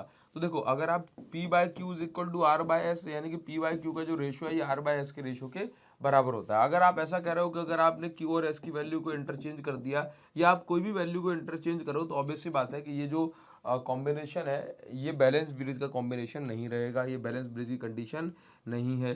ठीक, तो आप ऐसा मान लो कि ये जो कंडीशन बैलेंस ब्रिज की नहीं है, तो हम ऐसा बोल सकते हैं कि हम लिखेंगे नेटवर्क इज नॉट बैलेंस्ड। ठीक है, बस ये चीज़ आपको यहाँ पे समझनी है। आगे देखो क्या दिया जा रहा है कि वोल्ट मीटर की रेजिस्टेंस कैसी होती है, तो याद रखो इनफाइनाइट। और आपको बता दूं आइडियल एमीटर की जो रेजिस्टेंस होती है, तो नेक्स्ट यहाँ पर आपको डायमेंशनल फार्मूला पूछा जा रहा है, कंडक्टिविटी का डायमेंशनल फार्मूला, तो ये दिया जा रहा है। इसको आप एक बार ध्यान से एक बार इस पर नजर मार लो। ठीक है, ये यहाँ पर जो ग्राफ आप देख रहे हैं, ये काफी इंपॉर्टेंट चीज है। अब यहाँ पर इस ग्राफ में मैं आपको बताना चाहूंगा, कभी भी वीआई ग्राफ की जब हम बात करें, वीआई ग्राफ या आईवी ग्राफ का जो स्लोप है, ये स्लोप हमें देता है रेजिस्टेंस का, बताता है दोनों ही, चाहे वीआई ग्राफ हो या आईवी ग्राफ हो, स्लोप बताता है इन दोनों का रेजिस्टेंस। ठीक है, लेकिन ज्यादा काम की बात यह है कि अगर हम बात करें किसकी, आईवी ग्राफ की, तो अगर आईवी ग्राफ का स्लोप ज्यादा है, आईवी ग्राफ का स्लोप ज्यादा है, तो याद रखिए रेजिस्टेंस कम होगी। और वीआई ग्राफ का अगर स्लोप ज्यादा है, तो याद रखिए कि रेजिस्टेंस होगी इसकी कैसी, स्लोप ज्यादा, स्लोप ज्यादा तो रेजिस्टेंस भी ज्यादा। बस ये चीज आपको समझ के चलना है, स्लोप ज्यादा रेजिस्टेंस कम, स्लोप ज्यादा रेजिस्टेंस भी ज्यादा। ठीक है, किसके अंदर है ये वीआई ग्राफ के अंदर। ठीक है ना, तो अभी आप समझिए यहां पर। ठीक है, देखो, तो अभी यहाँ पर जैसे आपको पूछा क्या जा रहा है कि भाई दोनों में से लोअर टेम्परेचर किसका है, क्यों है, तो आपको ये रीजन मैं आपको बता दे रहा हूँ। देखो, किसी पर्टिकुलर पॉइंट V0 की हम बात करते हैं, तो जब पोटेंशियल डिफरेंस V है, तो ये वाली कंडीशन में देखो करंट कितना सा है, बस इतना सा, और ये वाली कंडीशन में करंट कितना है, ज़्यादा है। तो इसका मतलब है कि ये वाला जो करंट है वो ज़्यादा है सेम पोटेंशियल डिफरेंस पे। तो इसका मतलब है ये रेजिस्टेंस कैसी है, ये रेजिस्टेंस कम है, और ये रेजिस्टेंस कैसी है, रेजिस्टेंस ज़्यादा है। अब समझ लो, अगर रेजिस्टेंस ज़्यादा है तो ऑब्वियस सी बात है कि टेम्परेचर T2 ज़्यादा होगा और टेम्परेचर T1 जो है कम है। क्लियर? तो आपको यहाँ पर ये भी समझ में आ गया कि स्लोप इसका छोटा है तो रेजिस्टेंस इसकी बड़ी है। क्लियर है? सारी चीजें क्लियर हो गई यहाँ पे। अब देखो इस क्वेश्चन में क्या पूछा जा रहा है, IV ग्राफ है ये भी। आपसे कहा जा रहा है कि भाई which one of these graph represent the series combination of other two. दो रेजिस्टेंसेस हैं, उन दोनों का सीरीज में अगर हम ऐड करेंगे, सीरीज कॉम्बिनेशन में रेजिस्टेंस की वैल्यू इंडिविजुअल रेजिस्टेंस ज्यादा होती है। तो IV ग्राफ में स्लोप किसका सबसे कम है, इसका। तो इसकी रेजिस्टेंस कैसी है, सबसे ज्यादा है, मतलब मैक्सिमम रेजिस्टेंस है इसकी। क्लियर है? तो ये series combination of two resistance को रिप्रेजेंट कर रहा है तीनों ग्राफ में से। क्लियर? आगे हम बढ़ेंगे। अब ये VI ग्राफ है, तो VI ग्राफ में जिसका स्लोप ज्यादा, रेजिस्टेंस भी उसकी ज्यादा। तो B की रेजिस्टेंस यहाँ पर हो जाएगी कैसी, ज्यादा, और A की रेजिस्टेंस यहाँ पे कम हो जाएगी। A की रेजिस्टेंस कैसी है, कम है। ठीक, तो जिसकी रेजिस्टेंस कम है वो पैरेलल कॉम्बिनेशन ऑफ रेजिस्टेंस में आएगा, क्योंकि पैरेलल कॉम्बिनेशन रेजिस्टेंस की वैल्यू घट जाती है। ठीक है, इंडिविजुअल रेजिस्टेंस से भी छोटी हो जाती है। यहाँ पर आपको कुछ मतलब फॉर्मूला बेस्ड क्वेश्चन दे दिए जाते हैं। अगर आपने करंट की वैल्यू को डबल कर दिया, रेडियस को डबल कर दिया, तो फिर ड्रिफ्ट वेलोसिटी में क्या होगा, तो गिवन फॉर्मूला जो होता है उसमें वैल्यू पुट करने के बाद पता पड़ता है कि आधी हो जाएगी ड्रिफ्ट वेलोसिटी। अब ये जो आपको अगला क्वेश्चन मिल रहा है, इसमें आपको मैंने ये डेरिवेशन करने के लिए इस क्वेश्चन को ऐड नहीं करा, मैंने इस क्वेश्चन को ऐड करा है यहाँ पर एक कंडीशन बताने के लिए कि अगर आपके पास आइडेंटिकल सेल्स हैं तो आपको बताना है कि कौन से केस में सीरीज और पैरेलल कॉम्बिनेशन दोनों में सेम करंट फ्लो होगा, अंडर व्हाट कंडीशन। तो कंडीशन कौन सी है, जब इंटरनल रेजिस्टेंस की वैल्यू एक्सटर्नल रेजिस्टेंस के बराबर होगी, तब ये आपको सेम करंट वाली सिचुएशन यहाँ पर मिलेगी। अगला क्वेश्चन दिया जा रहा है कि आप एक बैटरी जिसका EMF E है, इंटरनल रेजिस्टेंस R है, variable external resistance capital R है, आपको बताना है कि R की वैल्यू क्या होगी, कब, कौन से केस में, find the value of R for which current in the circuit is maximum. मतलब आपको कैपिटल R की वो वैल्यू बतानी है जब सर्किट में करंट कैसा हो, मैक्सिमम। तो याद रखो मैक्सिमम करंट के लिए हमने क्या पढ़ा है कि एक्सटर्नल रेजिस्टेंस की वैल्यू 0 होना चाहिए। तो मैक्सिमम करंट के लिए कैपिटल R की वैल्यू 0। अब समझो कि दूसरी चीज क्या पूछ रहा है, दूसरी चीज, and terminal potential difference across the battery is maximum, also find maximum value of current in, ये दो बार रिपीट या मिसप्रिंट मिसटाइप जैसे ये हो गया है, तो आपको यहाँ पर मैक्सिमम पोटेंशियल डिफरेंस वाला केस भी निकालना है। तो देखो करंट मैक्सिमम कब होता है, करंट मैक्सिमम कब होता है, जब एक्सटर्नल रेजिस्टेंस की वैल्यू 0 होती है, शॉर्ट सर्किट वाला केस। ठीक है, और पोटेंशियल डिफरेंस मैक्सिमम कब होता है, समझो पोटेंशियल डिफरेंस मैक्सिमम होते होते कितना पहुंच सकता है, EMF के बराबर। और पोटेंशियल डिफरेंस EMF के बराबर कब होता है, जब सर्किट में करंट कैसा हो, 0। सर्किट में करंट 0 कब हो सकता है, ओपन सर्किट में। यानी कि हम ऐसा बोल सकते हैं सर्किट में करंट 0 हो सकता है जब रेजिस्टेंस की वैल्यू कैसी हो, इनफाइनाइट हो, एक्सटर्नल रेजिस्टेंस। तो याद रखो कि मैक्सिमम पोटेंशियल डिफरेंस कब बन सकता है, जब एक्सटर्नल रेजिस्टेंस की वैल्यू कैसी हो जाए, इन्फिनिटी हो जाए। मैक्सिमम करंट कब बन सकता है, जब एक्सटर्नल रेजिस्टेंस की वैल्यू 0 हो जाए। ये कुछ कंडीशंस हैं। अब इन कंडीशन पर बेस्ड कुछ ग्राफ हैं जो कि काफी इंपॉर्टेंट है, जैसे कि EMF और एक्सटर्नल रेजिस्टेंस एक दूसरे पर डिपेंड नहीं करती। EMF is independent of external resistance. आगे आपने ये पढ़ा कि ये जो ग्राफ आपको देखने को मिल रहा है, ये टर्मिनल पोटेंशियल डिफरेंस और एक्सटर्नल रेजिस्टेंस के बीच में है, जिसमें आपको ये समझना है ये जो E और E/2 लिखी है, ये EMF और एक्सटर्नल रेजिस्टेंस के बीच ग्राफ नहीं है। ये बता रहा है कि जो टर्मिनल पोटेंशियल डिफरेंस है ये रेजिस्टेंस के बढ़ने से बढ़ता है। क्लियर? अब जैसे जैसे रेजिस्टेंस बढ़ रही, जब रेजिस्टेंस इंटरनल रेजिस्टेंस बराबर हो गई तो टर्मिनल पोटेंशियल डिफरेंस E/2 के बराबर हो गया, यानी कि हाफ ऑफ EMF। फिर जैसे जैसे रेजिस्टेंस बढ़ रही है अप टू इन्फिनिटी जैसे जैसे जाएगी, ये जो टर्मिनल वोल्टेज की वैल्यू है ये EMF के बराबर होती चली जाएगी। ये ग्राफ है, याद रखेंगे। इसके अलावा V वर्सेस I जो ग्राफ होता है, V वर्सेस I जो ग्राफ होता है, ये इंटरनल रेजिस्टेंस हमें बताता है। क्या देता है ये, इंटरनल रेजिस्टेंस। और मतलब आपको उसमें बताना या पूछा जाता है कि V वर्सेस I ग्राफ क्या रिप्रेजेंट करता है, इसका स्लोप। तो इसका स्लोप हमें इंटरनल रेजिस्टेंस यहाँ पर शो करता है। चैप्टर नंबर 4 पे आ जाएंगे। चैप्टर नंबर 4 में आपको यहाँ पर क्वेश्चन बताया कि जैसे मान के चलो एक पार्टिकल है, ये परपेंडिकुलर मैग्नेटिक फील्ड में एंटर करता है, तो इनमें से कौन सा जो है ऑप्शन है आपका सही का वाली कैटेगरी में पहुंच जाएगा। ठीक है, तो देखो यहाँ पर क्या दिया जा रहा है कि एक ये जो है चार्ज पार्टिकल है, ये डबल स्पीड से फेंका गया परपेंडिकुलर मैग्नेटिक फील्ड में, तो रेडियस क्या होगी ये आपको बताना है। तो याद रखो कि रेडियस का फॉर्मूला होता है mv/qb, ये फॉर्मूला है। तो आप ये देखो, समझे जरा, if charge particle is thrown with double speed in region of transverse magnetic field then radius will be। अब रेडियस क्या हो जाएगी, तो रेडियस उसकी हो जाएगी डबल, क्या हो जाएगी, रेडियस हो जाएगी इसकी डबल। क्यों, क्योंकि अगर आप स्पीड डबल करोगे तो रेडियस भी डबल हो जाएगी। ठीक है, इसके बाद देखो, इसके बाद क्या है कि चार्ज पार्टिकल को अगर आप डबल स्पीड कर देंगे उसकी, तो टाइम पीरियड पे क्या फर्क पड़ेगा। तो देखो एक्चुअल में टाइम पीरियड जो होता है ये होता है 2πm/qb, क्या होता है 2πm/qb। ठीक, तो अभी टाइम पीरियड तो वेलोसिटी पे डिपेंड नहीं कर रहा, तो इसका आंसर हो जाएगा डज नॉट चेंज। क्लियर। इसके बाद क्या कहा जा रहा है कि पार्टिकल का पाथ क्या होगा, यूनिफॉर्म परपेंडिकुलर। एक minute, what will be the path of a particle, charge particle moving along the direction of uniform magnetic field. तो अगर कोई चार्ज पार्टिकल मैग्नेटिक फील्ड के अलोंग यानी कि सेम डायरेक्शन में मूव कर रहा है, तो उस पार्टिकल का जो पाथ होगा वो स्ट्रेट होगा। कैसा होगा, स्ट्रेट। और अगर परपेंडिकुलर मैग्नेटिक फील्ड की बात करें, परपेंडिकुलर मैग्नेटिक फील्ड की बात करें, तो वहां पर चार्ज पार्टिकल का जो पाथ होगा वो सर्कुलर होगा। कैसा होगा, सर्कुलर होगा। ठीक है, आपको ये ध्यान रखना है। देखिए नेक्स्ट क्या दिया जा रहा है आपको कि एक इलेक्ट्रॉन को आपने रेस्ट से रिलीज कर दिया। ठीक है, और ये एक यूनिफॉर्म इलेक्ट्रिक फील्ड और मैग्नेटिक फील्ड वाले रीजन में पैरेलल जा रहा है। तो अभी क्या होगा, देखो मान के चलो कि ये यहाँ पर ये इलेक्ट्रिक फील्ड है और मैग्नेटिक फील्ड है। अब ये परपेंडिकुलर है, ये दोनों इलेक्ट्रिक फील्ड या पैरेलल है ये नहीं बताया, बस ये बताया कि इलेक्ट्रिक फील्ड और मैग्नेटिक फील्ड वाले रीजन में ये कैसे जा रहा है, पैरेलल। ठीक है, तो अब आपको बताना है कि अब होगा क्या। देखो सिंपल सी बात है कि अगर कोई चार्ज मैग्नेटिक फील्ड में, देखो किसी भी चार्ज पे मैग्नेटिक फील्ड में तीन केसेस में कोई फोर्स नहीं लगता। ठीक है, रेस्ट चार्ज, फोर्स जीरो कब होगा, अगर कोई चार्ज रेस्ट कंडीशन में रखा हुआ है यानी कि स्टेशनरी चार्ज, या फिर कोई चार्ज पैरेलल है मतलब थीटा की वैल्यू 0 डिग्री, या कोई चार्ज एंटी पैरेलल जा रहा है यानी थीटा की वैल्यू 180 डिग्री, तो चार्ज पे कोई फोर्स नहीं लगेगा। ठीक, चलिए तो याद रखेंगे। देखो क्या दिया गया, तो चार्ज कैसा करेगा, ये चार्ज स्ट्रेट पाथ में ये मोशन करेगा। ठीक है, जब कोई चार्ज परपेंडिकुलर मैग्नेटिक फील्ड में जाएगा तो ये सर्कुलर मोशन करता है।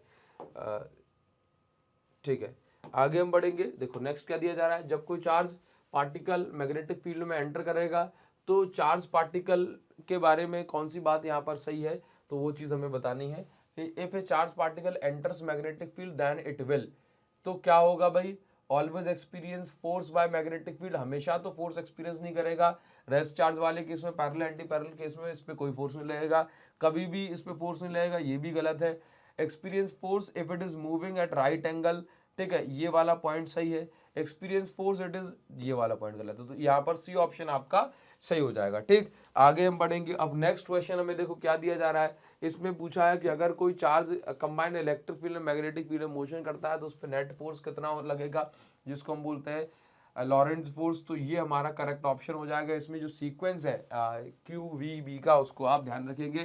ठीक है, नेक्स्ट आपसे देखो क्या दिया जा रहा है कि एक ड्यूट्रॉन है और एक अल्फा पार्टिकल है। ड्यूट्रॉन और अल्फा पार्टिकल के बारे में आपको कुछ बातें बता दें कि अल्फा पार्टिकल जो होता है इसका जो मास है ये प्रोटॉन के मास से 4 गुना होता है, और चार्ज इसका प्रोटॉन के मास के 2 गुना होता है। ठीक है, चार्ज ऑफ प्रोटॉन। ठीक, अब इसके बाद आप भी देखें कि अगर हम बात करें ड्यूट्रॉन की, इसकी हम बात करते हैं ड्यूट्रॉन की, तो ड्यूट्रॉन की अगर मैं बात कर रहा हूँ, ड्यूट्रॉन की अगर मैं बात कर रहा हूँ तो ड्यूट्रॉन में क्या होता है, एक प्रोटॉन एक न्यूट्रॉन। तो ड्यूट्रॉन का जो मास है वो 2 प्रोटॉन के बराबर है, और जो चार्ज है वो 1 प्रोटॉन के बराबर है। ठीक है, बस अब आपको मैं फॉर्मूला आपको बता रहा हूँ, खुद से आप इसको करेंगे। ठीक, और कमेंट सेक्शन में मुझे इसका आंसर भी बताएंगे। What will be the ratio of radius of path followed. देखो रेडियस का फॉर्मूला क्या है, r is equal to mv/qb। अगर आपको मास और वेलोसिटी वगैरह दी होती तो आप ऐसे भी कर सकते थे, लेकिन देखो mv क्या होता है, मास इंटू वेलोसिटी, मोमेंटम होता है, अपॉन qb। ठीक है, देखो r is equal to momentum को हम लिख सकते हैं √2mk अपॉन qb। ठीक, अब आपको क्या किस किस का रेशियो निकालना है, अल्फा पार्ट ड्यूट्रॉन पहले लिखा है, अल्फा पार्टिकल बाद में, तो आपको रेशियो निकालना है radius of deuteron upon radius of alpha particle. Deuteron की रेडियस कितनी हो जाएगी भाई, √2m के अपॉन क्यूबी, ये किसकी है, ड्यूट्रॉन की, ड्यूट्रॉन ड्यूट्रॉन ड्यूट्रॉन, ठीक है, इनटू, अब अल्फा पार्टिकल की पलट के ऊपर लिख सकते हैं, कितनी हो जाएगी भाई, क्यू बी अल्फा, ठीक है, और √2m और ये के, क्लियर। अब इसके बाद आप इसको सॉल्व करेंगे, ये मास ऑफ ड्यूट्रॉन आपको यहाँ पर दिया जा रहा है, ये kinetic energy of deuteron, sorry alpha particle, बस ये सारी चीजें आपको यहाँ पर बतानी है, क्लियर। और एक चीज देखो, सेम काइनेटिक एनर्जी, अगर काइनेटिक एनर्जी सेम है तो फिर कोई दिक्कत वाली बात ही नहीं है, सेम काइनेटिक एनर्जी है, तो यहाँ पर देखो ये बी से तो बी कैंसिल हो जाएगा, काइनेटिक एनर्जी से काइनेटिक एनर्जी कैंसिल हो जाएगी, रूट से ये कैंसिल हो जाएगा, बचेगा क्या, radius of deuteron upon radius of alpha particle is equal to, क्या बच रहा है भाई, देखो यहाँ पर बच रहा है मास ऑफ ड्यूट्रॉन अपॉन नीचे चार्ज ऑफ ड्यूट्रॉन, ठीक है। इसके बाद ऊपर क्या बच रहा है, चार्ज ऑफ अल्फा पार्टिकल, नीचे मास ऑफ अल्फा पार्टिकल।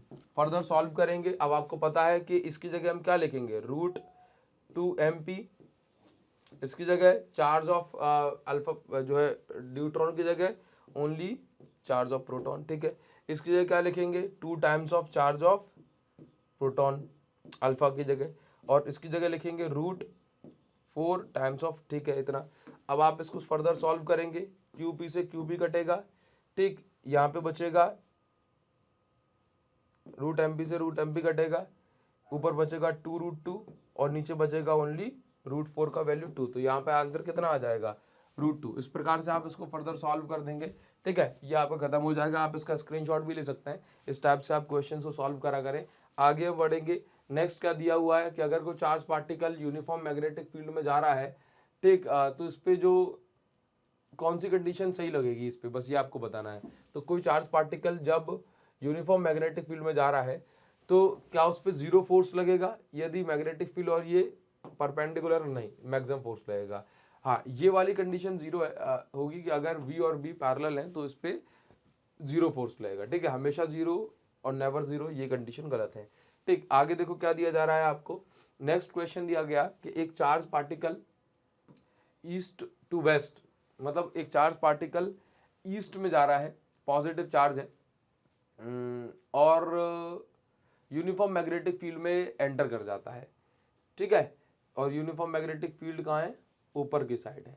तो पार्टिकल पे क्या होगा, मतलब मैग्नेटिक फील्ड ऊपर की साइड है, चार्ज पार्टिकल ऐसे जा रहा है ईस्ट में, तो पार्टिकल पे क्या होगा भाई, याद रखो ये सर्कुलर पाथ तो मोशन कर, सर्कुलर मोशन तो ये करेगा, लेकिन हमेशा याद रखो मैग्नेटिक फील्ड कभी भी स्पीड नहीं बदलती, मैग्नेटिक फील्ड स्पीड नहीं बदलती, वेलोसिटी बदल देती है क्योंकि वेलोसिटी में डायरेक्शन होती है, ठीक, लेकिन कभी भी जो मैग्नेटिक फील्ड है वो स्पीड नहीं बदलती, काइनेटिक एनर्जी नहीं बदलती, ये इंपॉर्टेंट पॉइंट है। Magnetic field does not change speed and kinetic energy of alpha particle, कोई वर्क डन नहीं होता, वर्क डन 0 कंसीडर करा जाता है, ठीक है। तो move in circular path with decrease velocity, ये भी गलत है, ये भी गलत है, विद यूनिफॉर्म स्पीड, ये चीज सही है हमारे पास, ठीक है।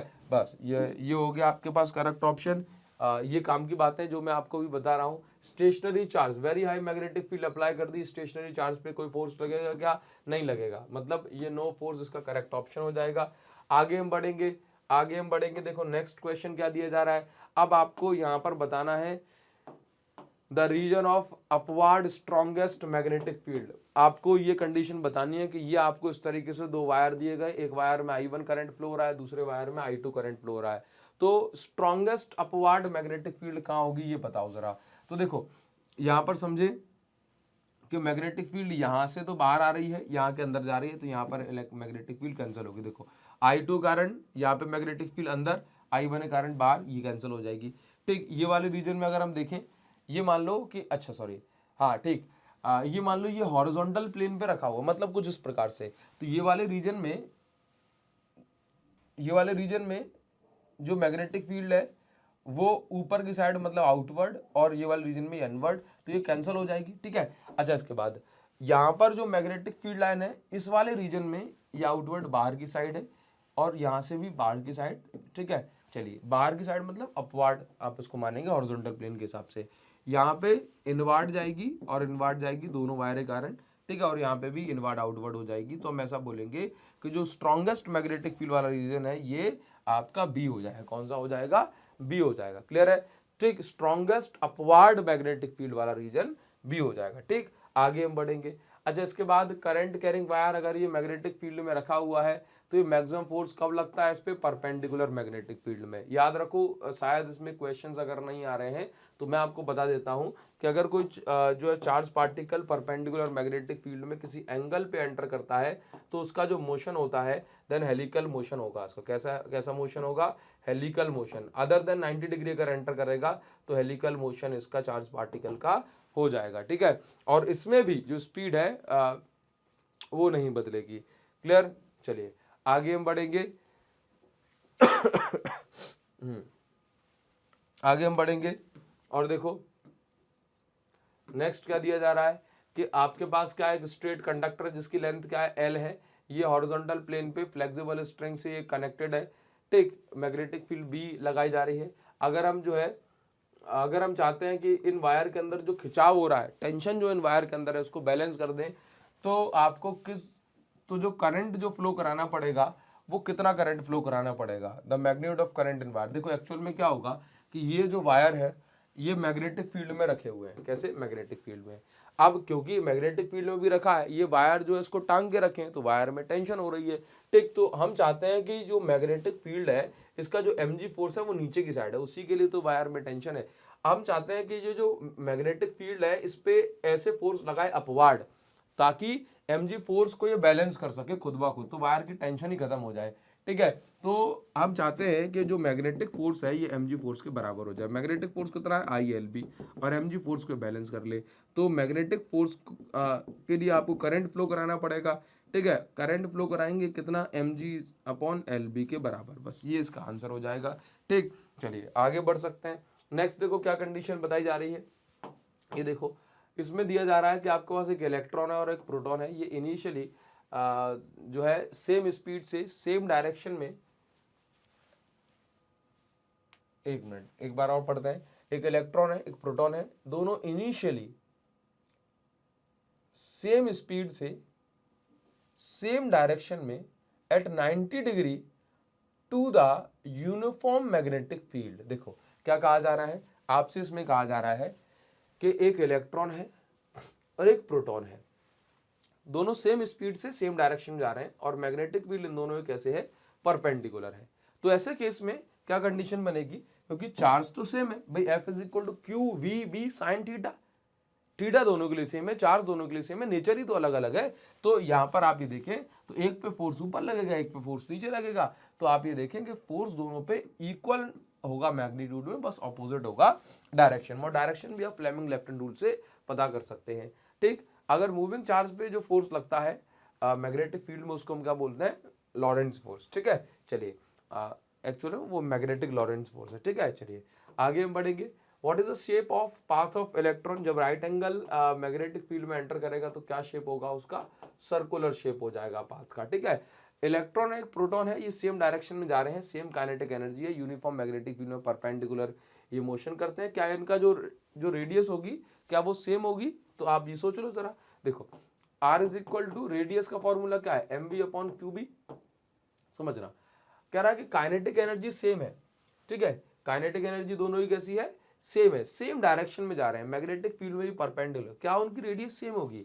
देखो आप ये समझो कि मैं ऐसा बोल रहा हूं रेडियस इज इक्वल टू ये mv क्या है? मोमेंटम है। ठीक, मोमेंटम को मैं √2 m के भी लिख सकता हूं, अपॉन में क्या है? qb। तो आप ऐसे समझो कि दोनों इलेक्ट्रॉन प्रोटॉन की अगर मैं बात कर रहा हूं तो दोनों के लिए चार्ज तो सेम है, मैग्नेटिक फील्ड भी सेम है, काइनेटिक एनर्जी क्वेश्चन में सेम दे रखी है, तो जो रेडियस है वो डिपेंड कर रही है किसके लिए? मास पर, √m पे डिपेंड कर रही है। तो रेडियस किसकी बड़ी है? जिसका मास बड़ा, यानी कि प्रोटॉन के लिए जो रेडियस होगी वो बड़ी होगी। तो मैं ऐसा बोल सकता हूं radius of proton is greater than radius of electron for given case. मतलब रेडियस ऑफ इलेक्ट्रॉन मतलब radius of path of electron. ठीक है, बस ये कंडीशन हो गई।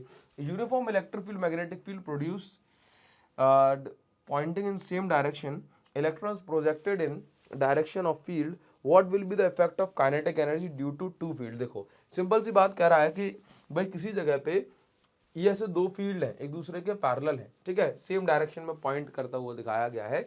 एक इलेक्ट्रॉन है जो कि इन दोनों की डायरेक्शन में ऐसे प्रोजेक्ट कराया गया, तो क्या क्या इन दोनों पे इफेक्ट होगा। देखो सिंपल सी बात है कि यहां पर जो इलेक्ट्रॉन की काइनेटिक एनर्जी चेंज होगी ड्यू टू इलेक्ट्रिक फील्ड।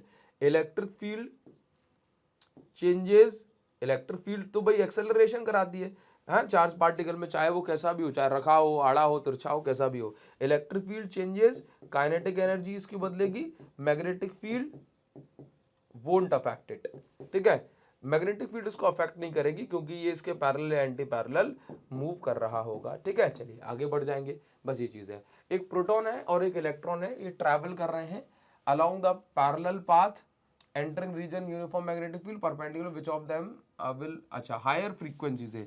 देखो क्या कहा जा रहा है, यहां पर ये कहा गया कि एक प्रोटॉन है, एक प्रोटॉन है और एक इलेक्ट्रॉन है, ठीक है, ये समझना।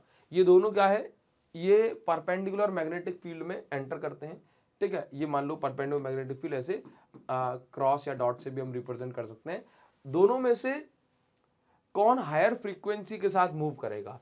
तो देखो फ्रीक्वेंसी का फॉर्मूला होता है टाइम पीरियड का 2πm/qb, तो फ्रीक्वेंसी का qb/2πm, ठीक है। तो चार्ज दोनों के लिए सेम है, मैग्नेटिक फील्ड दोनों के लिए सेम है, बस मास भी तो जो है ये इनवर्सली प्रोपोर्शनल है। तो आप समझ गए कि प्रोटॉन का मास कैसा है, mass of proton is greater than mass of electron, तो frequency of proton is less than frequency of electron. बस ये चीज आप ध्यान रखेंगे। देखिए नेक्स्ट क्वेश्चन ये भी काफी इंपॉर्टेंट है। इसमें क्या है कि आपको ग्राफ बनाना होता है कंडक्टर के अंदर से लेकर के और बाहर तक जो मैग्नेटिक फील्ड है वो कैसे बनती है। तो याद रखिए कि इसके लिए हमने कई बार डेरिवेशन और जो है सारी चीज़ें न्यूमेरिकल करा हुआ है, एनसीईआरटी का क्वेश्चन है ये।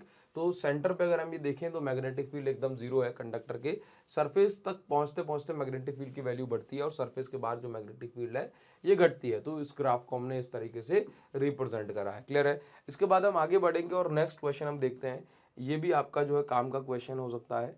देखिए म्यू नॉट की मैग्नेटिक फील्ड मतलब रिलेटिव परमेबिलिटी की यूनिट पूछ रहा है, टेस्ला मीटर एम्पियर इनवर्स ये इसकी यूनिट होती है, ठीक है। सुटेबल यूनिट आपको यहाँ पर बतानी है, टेस्ला मीटर एम्पियर इनवर्स, ठीक है। इसके बाद देखो यहाँ पर क्या दिया गया है कि एक करंट जो है ये infinite long straight walled pipe से जो है फ्लो हो रहा है।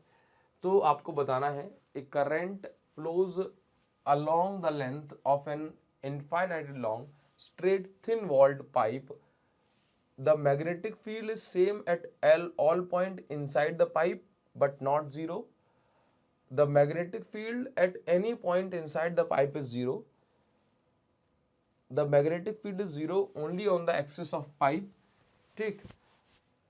The magnetic field is different at points inside the pipe। देखो यहां पर क्या है, थिन वॉल्ड पाइप, पाइप है मतलब हॉलो है, पाइप मतलब है क्या है, हॉलो है, हॉलो है। अब हॉलो है तो ऑब्वियसली बात है कि इसके चारों ओर ही बस मैग्नेटिक फील्ड बनेगी, इसके अंदर मैग्नेटिक फील्ड नहीं बनेगी। तो इसके अकॉर्डिंग क्या है, the magnetic field at any point inside the pipe is zero, ये हमारा करेक्ट ऑप्शन हो जाएगा, ठीक है। चलिए इसके बाद देखो आगे हम बढ़ेंगे, नेक्स्ट हमें क्या दिया जा रहा है इसको हम एक बार समझ लेते हैं। ये इंपॉर्टेंट वाले हम क्वेश्चंस कर रहे हैं। बायो-सावर्ट लॉ क्या जो है इंडिकेट करता है, बायो-सावर्ट लॉ इंडिकेट करता है कि जो मैग्नेटिक फील्ड है, देखें एक बार जो ऑप्शंस हमें बताए जा रहे हैं, ऑल्दो बायो-सावर्ट लॉ से हम करंट करेंगे, element current, magnetic field find out करते हैं। तो इसमें क्या बताया जा रहा है, magnetic field is perpendicular to velocity, magnetic field parallel to velocity, it obeys inverse cube law, ठीक। It is along the line joining electron and and point of observation. तो मेरे अकॉर्डिंग जैसे अगर हम इनवर्स क्यूब लॉ को तो follow नहीं करता है, मैग्नेटिक फील्ड V क्या है, Biot Savart law indicates that moving electron produce magnetic field perpendicular to velocity, ठीक है, ये क्लियर है। मतलब चार्ज जो मूव करता है उसके परपेंडिकुलर डायरेक्शन में ही मैग्नेटिक फील्ड बनती है, ठीक। आगे हम बढ़ेंगे, एक इलेक्ट्रॉन को आपने यूनिफॉर्म वेलोसिटी से प्रोजेक्ट करा, an electron is projected with uniform velocity along the axis of a current carrying solenoid, ठीक है।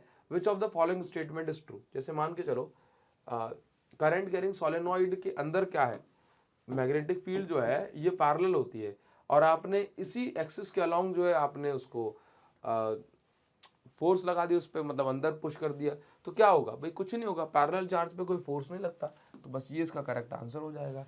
The electron will continue to move with uniform velocity along the axis of solenoid. ठीक है, आगे हम बढ़ेंगे next.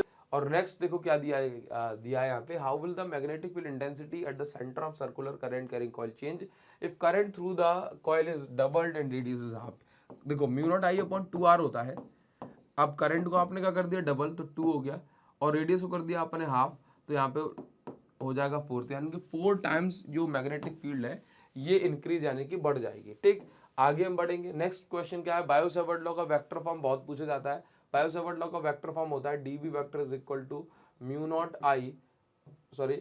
Bye 4 pi, उसके बाद ideal vector cross R vector upon R cube, ये बायो सेवर्ट लॉ का वेक्टर फॉर्म है। ठीक है, आगे हम बढ़ जाएंगे। क्या दिया जा रहा है, right any 2 important points of similarity and difference each between. तो कूलाम लॉ और आपका कौन सा लॉ है, बायो सेवर्ट लॉ के बीच में आपको सिमिलैरिटी डिसिमिलैरिटी बताई है। कूलाम लॉ दो चार्जेस के बीच में है ना, bio Savart law, coulomb law दो चार्जेस के बीच में फोर्स बता रहा है। बायो सेवर्ट लॉ में क्या बताता है कि भाई जो मैग्नेटिक फील्ड है किसी पर्टिकुलर पॉइंट पे वो कितनी है। बायो सेवर्ट लॉ की सिमिलैरिटी की बात करें तो ये क्या है, ये भी इनवर्स स्क्वायर लॉ को फॉलो करता है, ये भी इनवर्स स्क्वायर लॉ को फॉलो करता है कूलाम लॉ। ठीक है, तो बस ये कुछ सिमिलैरिटी डिसिमिलैरिटी यहाँ पे इनको अच्छे से पढ़ेंगे। अच्छा, ये काफ़ी इंपॉर्टेंट क्वेश्चन है, इसको आप ध्यान रखेंगे। यहाँ पर एडिशनल चीज़ याद बताने वाला हूँ, अगर दोनों के अंदर करंट, अगर दो आपके करंट कैरिंग कंडक्टर है, अगर दोनों में सेम डायरेक्शन में करंट फ्लो हो रहा है, तो हमेशा याद रखो कि जो मैग्नेटिक फील्ड मतलब जो वायर्स होंगे सेम डायरेक्शन में करंट फ्लो होगा तो अट्रैक्ट करेंगे, और अगर ऑपोजिट डायरेक्शन में करंट फ्लो होगा, ऑपोजिट डायरेक्शन में करंट फ्लो होगा तो ये क्या करेंगे, रिपेल करेंगे। क्या करेंगे, रिपेल करेंगे। ठीक है, तो अभी आप ये देखो क्या कहा जा रहा है, दो, एक इलेक्ट्रॉन की बीम है और एक प्रोटॉन की बीम है, ये दोनों एक दूसरे के पैरेलल जा रहे हैं सेम डायरेक्शन में। यहाँ पे जा रहा है इलेक्ट्रॉन, ठीक, और यहाँ पे जा रहा है प्रोटॉन। ठीक है, प्रोटॉन की बीम बीम ठीक है, सेम डायरेक्शन में जा रहे हैं, तो इलेक्ट्रॉन और करंट तो अपोजिट डायरेक्शन माना जाता है। इसका मतलब यहाँ पे करंट कैसा बन रहा है, करंट बन रहा है, करंट कैसा बना, करंट बना यहाँ पे ऑपोजिट डायरेक्शन में। ऑपोजिट डायरेक्शन में करंट जो होता है तो दोनों जो बीम होंगी वो एक दूसरे को रिपेल करेंगी, ये चीज आप याद रखेंगे। गैल्वेनोमीटर, मूविंग कॉइल गैल्वेनोमीटर में मैग्नेटिक फील्ड को रेडियल बनाने के लिए यहाँ पर आपको पोल को सिलिंड्रिकल कट करना पड़ता है, और उसका जो मेन रीजन है वो आप सुन लीजिए कि पोल को जब आप सिलिंड्रिकल कट करते हैं तो यहाँ पर क्या होता है कि हर एक पॉइंट पे जो मैग्नेटिक फील्ड होगी, मैग्नेटिक फील्ड होगी ये प्लेन के कैसे होगी, मैग्नेटिक फील्ड प्लेन के पैरेलल होगी, मैग्नेटिक फील्ड प्लेन के पैरेलल होगी। क्लियर, जिससे जो टॉर्क होगा हर एक पॉइंट पे ये कैसा लगेगा, torque at every point will be maximum, हर एक पॉइंट पे टॉर्क कैसा लगेगा, ये मैक्सिमम लगेगा। ये चीज आपको याद रखनी है, यही इसका रीजन है। ठीक है, आगे हम बढ़ जाएंगे। अब देखो यहाँ पर एक क्वेश्चन आपको दे दिया गया है कि रेक्टेंगुलर लूप है, इसमें करंट फ्लो हो रहा है I1, ये लॉन्ग स्ट्रेट वायर के पास में जो है एक दूसरा जो है लूप है। देखो ये I1 करंट फ्लो हो रहा है इस वायर में, इस लूप में I2 करंट फ्लो हो रहा है। द करंट लूप, अब इसमें से कौन सी बात सही है ये आपको बताना है। देखो मैं आपको बता दूं कि इन दोनों पे जो भी फोर्स लगेगा वो एक दूसरे को कैंसिल करेगा। ये दोनों में सेम डायरेक्शन में करंट फ्लो हो रहा है तो ये ऑब्वियस बात है इसको अट्रैक्ट करेगा, इसको रिपेल करेगा, ये वाला वायर। ठीक है, ऐसा होगा नहीं होगा। तो आप यहाँ पर देखो कि यहाँ पर आप ऐसे समझो कि इसमें से कौन सा स्टेटमेंट सही होगा, ये चीज आपको बतानी है।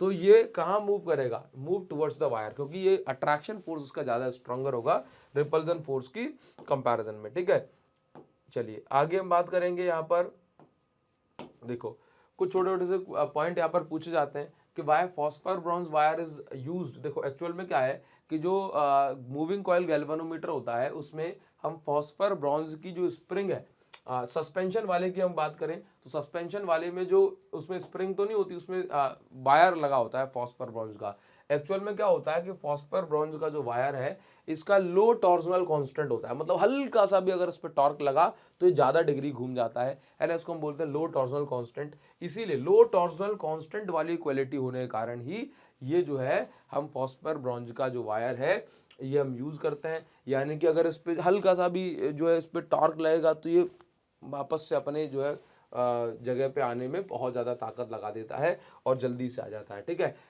इसके बाद हम क्या बोलेंगे नेक्स्ट, सेम आपसे पूछा गया कि सस्पेंशन या स्प्रिंग जो है ये लो टॉर्सनल कांस्टेंट वाली हम क्यों यूज करते हैं, तो ये रीजन जो है आपको यहाँ पर लिखा हुआ मिल गया। ठीक, ये अच्छा कंडक्टर है, ये ऑक्सीडाइज नहीं होता, परफेक्टली इलास्टिक है, मतलब वापस से अपनी जगह पे जल्दी आने की ये कोशिश करता है, नॉन मैग्नेटिक है। ठीक, स्मॉलेस्ट टॉर्सनल कांस्टेंट है। बस ये सारी बातें आपको यहाँ पर लिखनी है। ठीक, इसके बाद क्या है भाई, गैल्वेनोमीटर जो है फुल स्केल डिफ्लेक्शन कब देता है, आईजी करंट से। क्या हम इसको अमीटर में कन्वर्ट कर सकते हैं, देखो सिंपल सी बात है, आप गैल्वेनोमीटर को अमीटर में कन्वर्ट करने के लिए हम क्या यूज करते हैं, शंट यूज करते हैं। ठीक है, ध्यान दो। अब हमेशा याद रखो, क्या आप इस गैल्वेनोमीटर को आप उससे भी छोटी वैल्यू में कन्वर्ट कर दोगे, आईजी से भी छोटा जो है करंट ये मेजर करे। ठीक, तो आंसर है इसका कि आप उससे भी छोटी वैल्यू में कन्वर्ट इसको नहीं कर सकते। ठीक, देखो, for I less than I G the above formula gives negative value of R S. ठीक है, शंट की नेगेटिव वैल्यू आपको मिलती है अगर आई की वैल्यू आई जी से छोटी होती है, तो इसलिए ये कन्वर्ट नहीं हो सकता। क्लियर, गैल्वेनोमीटर अमीटर में कन्वर्ट तो हो सकता है लेकिन आई जी से ज्यादा करंट ये मेजर करेगा। क्लियर, चलिए आगे हम बढ़ेंगे। Explain with the help of diagram, मतलब जो है कैसे गैल्वेनोमीटर वोल्टमीटर में और अमीटर में कन्वर्ट हो सकता है। तो ये हमारे पास क्या है, ये अगर हमारे पास हम ऐसा बोल दें कि ये गैल्वेनोमीटर है, ठीक है, और शंट अगर हमने लगा दिया लो रेजिस्टेंस वायर, ठीक, तो ये कन्वर्ट किस में हो गया, अमीटर में। ठीक, अमीटर में कन्वर्ट हो गया। इसके अलावा आपको ध्यान रखना है कि यहाँ पर हम शंट अगर यूज कर रहे हैं तो शंट की रेजिस्टेंस कितनी है, I G into capital G upon I minus I G. ठीक, आई कितना करंट है, ये आई यहाँ से करंट आया है, आई जी यहाँ पर गया है। ठीक, आई माइनस आई जी यहाँ पे करंट गया है। क्लियर है, चलिए। और अगर मुझे वोल्ट मीटर में कन्वर्ट करना है तो वोल्ट मीटर के लिए मैं क्या करूंगा, ये गैल्वेनोमीटर के सीरीज में एक हाई रेजिस्टेंस वायर यूज करूंगा और उस हाई रेजिस्टेंस वायर की जो वैल्यू होगी that will be V upon I G minus capital G, ये हो जाएगी। ठीक है, ठीक, I G plus capital G plus I G into R, ठीक, is equal to capital V, तो वी अपॉन आई जी। ठीक है, ये हमारे पास इसकी वैल्यू हो जाएगी। ठीक, आगे बढ़ेंगे। अब वोल्टेज सेंसिटिविटी, करंट सेंसिटिविटी क्या है, इन टर्म्स को आपको डिफाइन करना है। तो वोल्टेज सेंसिटिविटी क्या होती है कि अगर आपने deflection produced in coil of galvanometer on providing unit voltage is called voltage sensitivity. Similarly, deflection produced in coil of galvanometer on passing unit current through it. ठीक है, इसको हम बोलते हैं करंट सेंसिटिविटी। ठीक, ये फॉर्मूला आपका NBA बाय के आर हो जाता है, ये फॉर्मूला आपका NBA बाय के हो जाता है। ठीक है, बस ये चीज है। ठीक, दो रीजन आपको बताने हैं, गैल्वेनोमीटर में आप ज्यादा करंट क्यों नहीं पास कर सकते, ज्यादा करंट पास करेंगे तो गैल्वेनोमीटर की जो कॉइल होगी वो डैमेज हो जाएगी। ठीक है, और जो कांटा है, जो नीडल है, वो टूट जाएगा। कॉइल कैसे डैमेज होगी, हीटिंग ज्यादा हो जाएगी। ठीक, क्या जो है इसका प्रिंसिपल है, इसका प्रिंसिपल क्या है कि जब भी कोई भी करंट कैरिंग कॉइल में को मैग्नेटिक फील्ड में रखा जाता है तो उस पर टॉर्क लगता है और वही टॉर्क के कारण गैल्वेनोमीटर कॉइल घूमती है, कांटा घूमता है और आपको जो है ये रीडिंग जो है देखने को मिल जाती है। ठीक है, बस ये सारी चीजें यहाँ पर आपको समझनी है। ठीक, तो बस उसके बाद ये सारे क्वेश्चंस हमने यहाँ पर कंप्लीट कर लिए हैं। ठीक है, तो बस आज की इस वीडियो के लिए इतना ही, मिलेंगे आपसे नेक्स्ट वीडियो में बहुत ही जल्द। इस वीडियो में जितने भी आपको कॉन्सेप्चुअल क्वेश्चंस कराए हैं, ये क्वेश्चंस आप एक बार अच्छे से अगर पढ़ चुके हैं तो एग्जाम में ये आपकी बहुत मदद करने वाले हैं और बिल्कुल